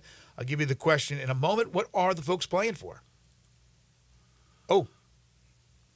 It's brought to you now by the Owner's Box. Oh, that's right. We got a great new sponsor, and this gives me a reason, other than visiting Eli, or maybe playing at Colonial or Stonebridge, to head up to that area because I'm in Memphis. I'm in city proper.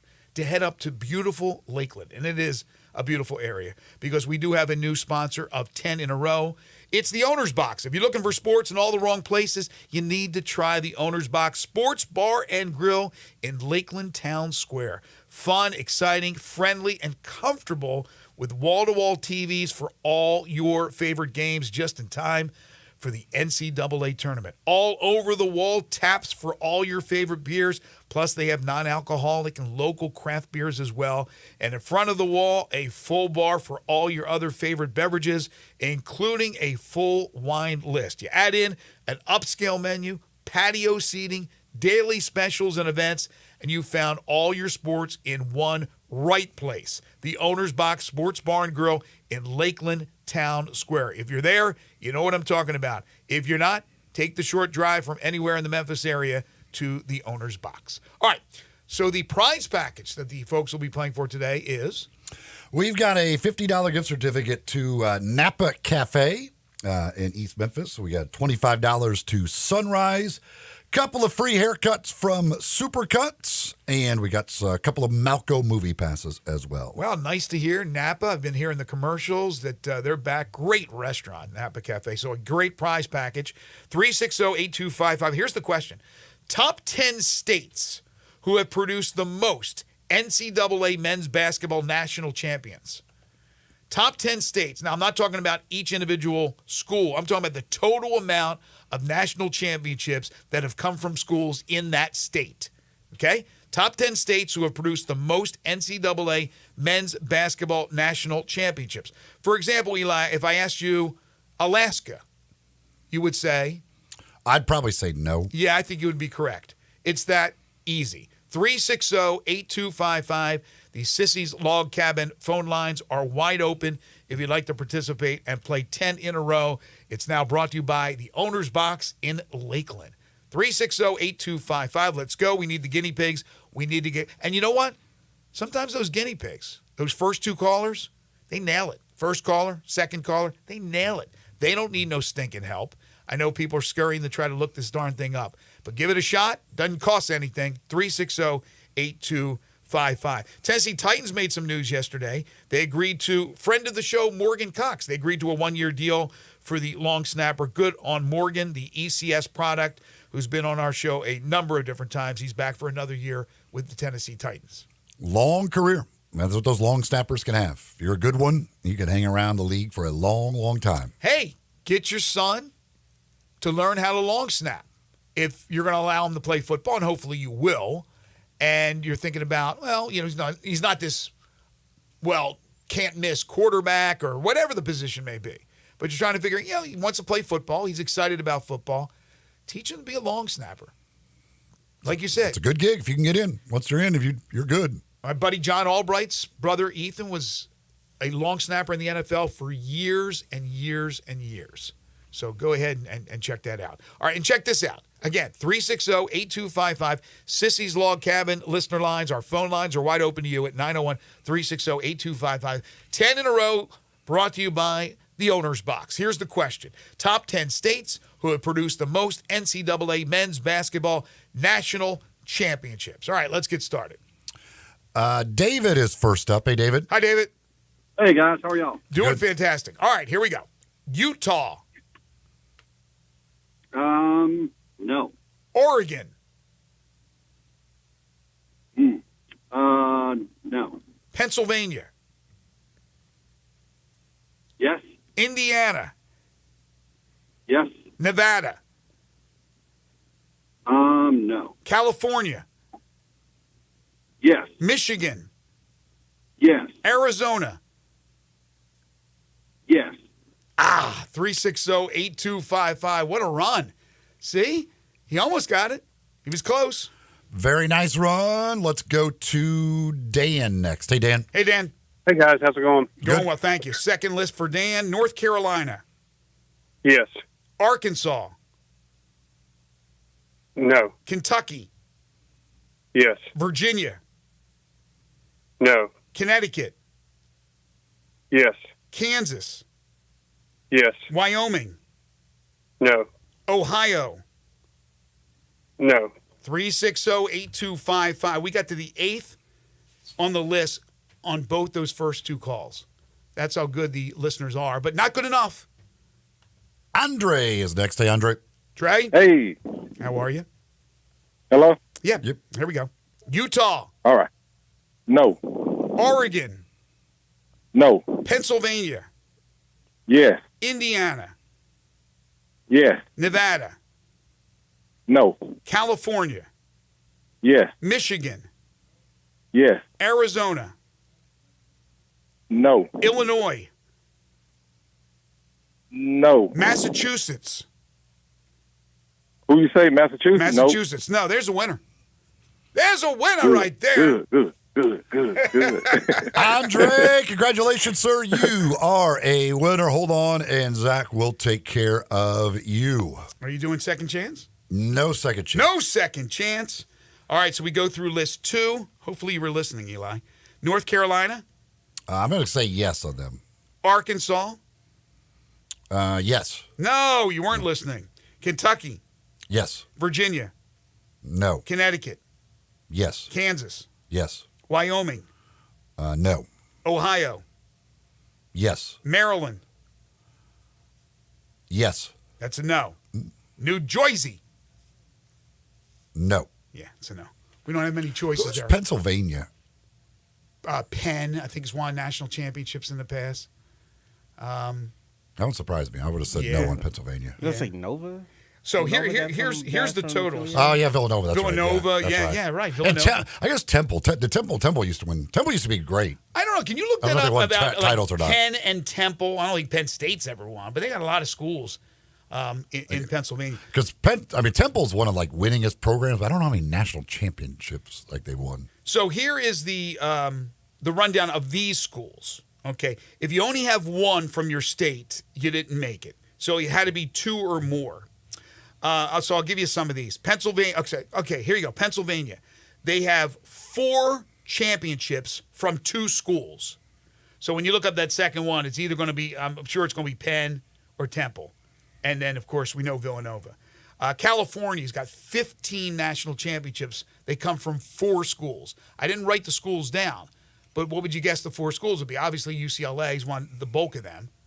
I'd have to think about that in California. Yeah, I don't know. USC had did they USC, win it? Stanford. I don't know who's won in the old days. I don't know who won championships. Michigan's got 3 by 2 different schools. That's pretty easy, right? Michigan State. North Carolina's got 13 national championships by 3 schools. North Carolina, Duke, North and Carolina NC State, yeah, and Duke. Kentucky has 10 national championships, 2 schools. Easy. Louisville, Kentucky. Connecticut's got 4 by 1 school. Kansas got 4 by 1 school. Ohio's got 3 by 2 schools. That'd be Ohio State and Cincinnati. Mm-hmm. And then, like I said, a lot of these have 1. Oregon's got 1. Nevada's got 1. Arizona's got 1. Illinois's got 1. The only one I put on the list that has 0 is my home state of New Jersey. We don't have many choices. Rutgers, Princeton, Rider. Hey, that's what she said. Who else? Fairleigh Dickinson, Seton Hall. Seton Hall almost won one. Yeah. So there's some schools. Anyway, did you find that, Zach? Still looking for it. Still looking for the other one from Pennsylvania. But it's got to be one of the 2. I can't imagine it's anybody else. Now they got schools like Bucknell, Lehigh, Lafayette, all that. But I'll look it up during the break. Again, big shout out to the Owner's Box. Check them out. Lakeland Town Square in Lakeland, the new sponsor of 10 in a row. One of the great things that's happened in the last year here in Memphis is the arrival of Genesis Diamonds. They have changed the jewelry game here in Memphis, and they've changed it for the better. Women around Memphis wearing beautiful jewelry, quality diamonds, amazing designer rings, all from Genesis Diamonds. They've blown everybody away. If you haven't been in there yet, you need to go check it out. You'll be blown away just like everyone else. With rock bottom prices on diamonds, massive selection that's up to 20 times what you'll find at other stores, a wonderful staff there to help you find exactly what it is you're looking for with a no-pressure, laid-back approach. They're not working on commission, so they're not there to pressure you into buying the most expensive thing that you'll find in the store.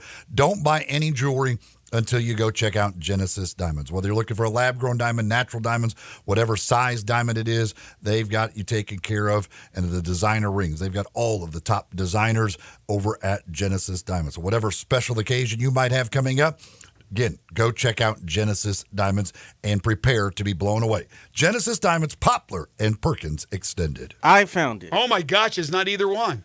I found it. Did Penn State win one? Nope. I know who it is. Go ahead, tell everybody. The good old University of LaSalle. It's not yet. It's just LaSalle University. LaSalle. They had a couple of really. Did Tom Gola play for LaSalle? LaSalle, one of the members of the Big Five, but not Temple, not Penn. 1954. Head coach Ken Loeffler.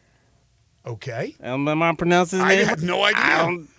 I buy it, what you're saying. Wow. How about that? The LaSalle Explorers. I did not know that they won a title. We got a segment to go before we wrap it up for the week, and it's coming up next. This is Sports 56 Mornings with Greg and Eli on Real Sports Talk, Sports 56 and 98.5 FM. You already know you can listen to Sports 56 anywhere with the Sports 56 app or at sports56whbq.com. But you can also watch us daily with live video of all of our shows on Twitter, Facebook, YouTube, and Twitch. Bartlett Small Engine has been serving quality power equipment since 1970. They have a full line of power equipment, parts, and services for most makes and models. Bartlett Small Engines has the best brands in the power tool industry, and they're all American made. Bartlett Small Engine is your can-do store. 6780 Summer Avenue. Call 901-386-9779. Bartlett Small Engine has free pickup and delivery both at your home and curbside for lawnmowers, blowers, edgers, and any small engine. Call 901-386-9779. There's something that binds us all. The constant hunger to improve. The obsession with every detail.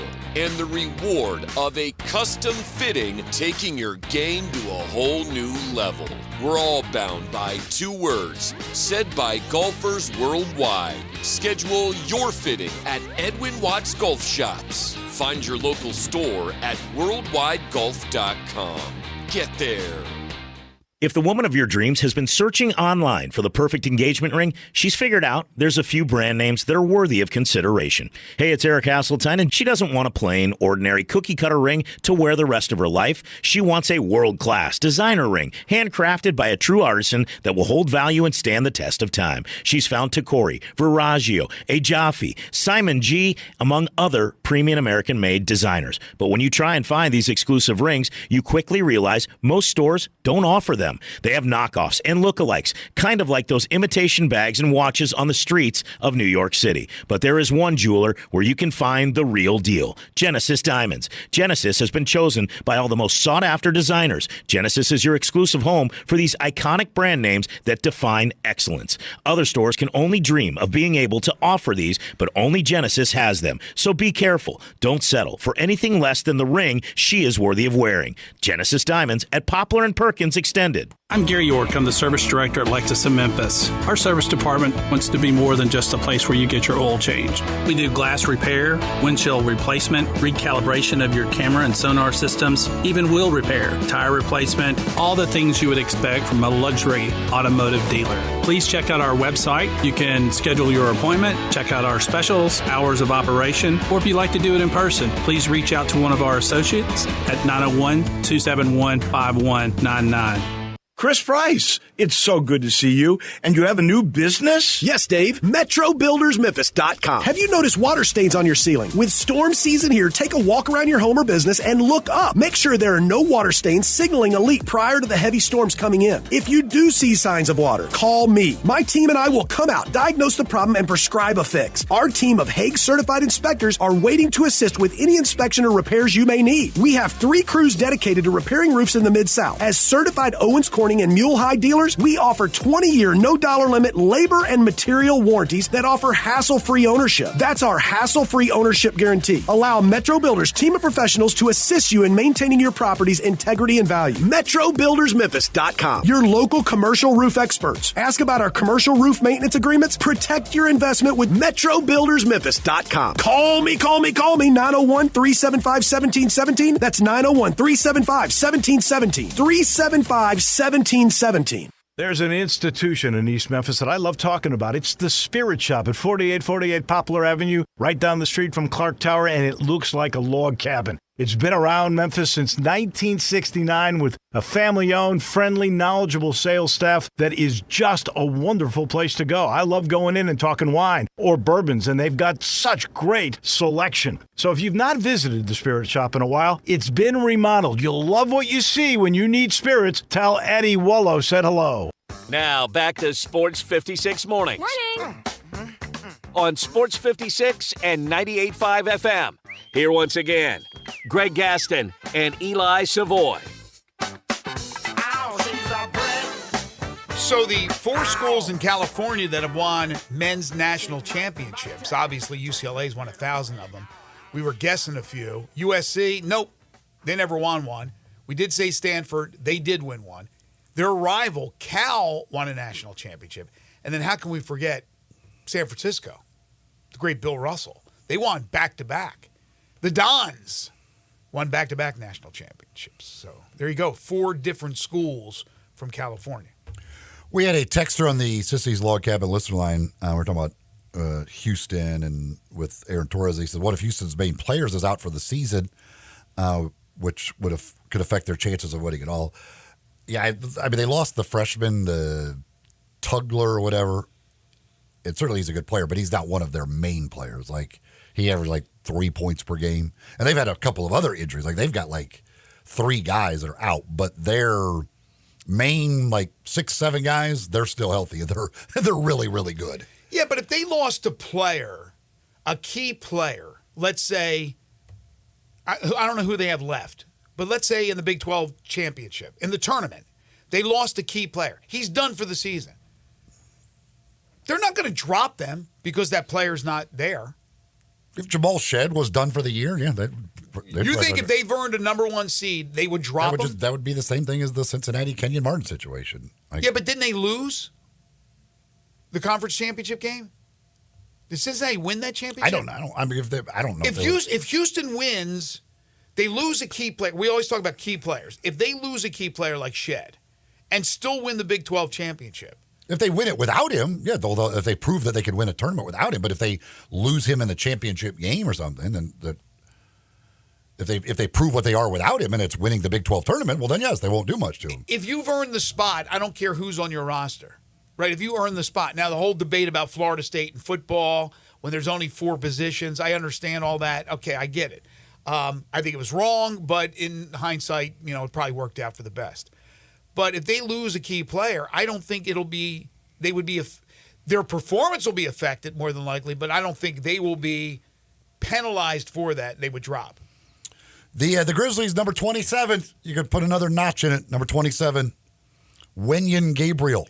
Former Kentucky Wildcat. Signed to a 10-day contract by the Grizzlies. So there's your number 27, assuming he will get into a game, which I would think that he probably will get into a game at some point. So 1 away from tying the all-time record for the Grizzlies of 28. Which I guess that would is Hurts 10 day. Hurts 10 day is up, I think. It would be close, right? I mean, come on, you might as well go for the record in what has been a disastrous year. 15-16 season, they used 28. Gabriel makes it 27. How many different Kentucky Wildcats are in the NBA? I mean, it seems like there's 20 of them. I do not know how many there are. Michael Wilbon from ESPN, he's a Chicago guy. He said the Caleb Williams-Justin Fields debate is the most decisive sports issue in the history of Chicago. You are... Divisive, I'm assuming, not decisive. Did I say decisive? I mean divisive. Sorry. You are a Chicago guy, not in the city, but from the whole entire Chicagoland area in Kankakee. And you don't go back as far as Wilbon, but you know the history pretty well. Would you agree? I have no idea. I'm not up there to see. I don't know how divisive this is. No. If you assume that he thinks it's that divisive, what other divisive issues are there? Maybe right now the whole divisive issue is also the Bears moving out to Arlington or whatever, that whole deal with the stadium. Maybe that's divisive. But some people want the dome if they're going to build a dome. Some want to be out in the suburbs. Some want to stay in the city. I don't think that's divisive. I think the stadium thing, everybody wants them to remain. Oh, everyone wants them to remain in the city. I don't think people want them to move to Arlington. But again, I don't know. I'm not up there. How far is Arlington from downtown? Not taking traffic into consideration. I'm not sure exactly how far that is. Okay. And it looks like they're going to get a new deal down on the lakefront. I can't imagine that it's that divisive. I would think the bulk of the people want Caleb Williams. They have seen Justin Fields, I thought, took some steps. And I still think he could be a pretty good quarterback in the NFL. It's not working in Chicago. He hasn't been given all the tools he needs as well. But you're talking about Caleb Williams, who some people think that he's a generational quarterback. We'll see. They use that term too loosely. But is it divisive? I would think 60, 70% of the people would go, let's try something new. We've tried Fields for 3 years. Let's go with this guy. We have a chance to draft him number 1. Let's draft him. But I'm not in Chicago. I don't have a dog in the fight. I know there's a bunch of Bears fans around here, but I would think that they would want Caleb Williams. I could be wrong. East Coast Wings and Grill, of course, tomorrow with the Tigers in action down at Florida Atlantic. That game will be on at East Coast Wings and Grill, like all of the other action always is. And so you want to go up there, enjoy great food, great drinks while watching the games. You can do that with the Tigers, and all day tomorrow, all kinds of great college basketball. They'll have it on for you at East Coast Wings and Grill. Then Sunday, and we talked about their great menu with the 60 flavors of wings, their burgers, flatbreads, all kinds of great stuff. But they also, this time of year, love to do the crawfish boil. And Sunday, they've got one of those for you. From 3 until 7 on Sunday, they'll have live music. They'll also have crawfish. So if you were in that crawfish mood, and a lot of you I know get in that mood this time of year, looking for good crawfish, well, East Coast Wings and Grill this Sunday will have it for you. Again, 3 to 7 on Sunday. Live music, crawfish available. It's always a good time with these when they have these crawfish boils over at East Coast Wings and Grill. And this is the first one of 2024 coming up this Sunday. But again, for all the action, whenever it's on to watch the games, enjoying great food, great drinks, whatever it is that you're looking to do, go check them out. Happy hour, 3:30 to 6:30, Monday through Friday. You just can't beat the deals. Happy hour with the 2-for-1 on the draft beers. That's an absolutely unbelievable deal when you go over there for happy hour and you get 3 hours to enjoy that Monday through Friday every single afternoon. They're located just off Highway 64. Kate Hyde Boulevard runs right between Lowe's and Walmart, and that's where you'll find East Coast Wings and Grill, and that's where you'll find crawfish this Sunday in East Coast Wings and Grill. Temple University has released a statement about the accusations from the gambling watchdog about the possible improper or some bets that were made with Temple or maybe against Temple. Here's the quote, here's the statement. We are aware of the social media posts regarding last night's men's basketball game. We will review the reports thoroughly in accordance with university and NCAA policies. While we can't comment any further at this time, we take this matter very seriously. Again, they're talking about the possibility of some strange betting that went on and maybe some involvement with point shaving or something of that matter. We don't know, but that's out there as a rumor. A texter says Kentucky has 28 current NBA players. Yeah, I don't know if that counts Wenyen Gabriel. Does that count Wenyen Gabriel? I was going to say that. I think that count Wenyen Gabriel. Is he 28 or is he 29? He's 28. Okay. Wow, I underestimated it at 20. 28, maybe 29 now with Gabriel. Yeah, they started the season with 26. Wow, that's amazing. All right, that'll do it for us today. That'll do it for us this week. I want to thank you folks for listening, all your calls, all your texts. We always appreciate it. Thanks to John Varlas, to Matt Dillon, to Aaron Torres for joining us on the program today. Waldo and Friends on Sports 56. Dave coming to you from Boca Raton. That'll be coming up next. For Eli Savoy and Zach Boyd, I'm Greg Gaston. Have a great weekend, everybody.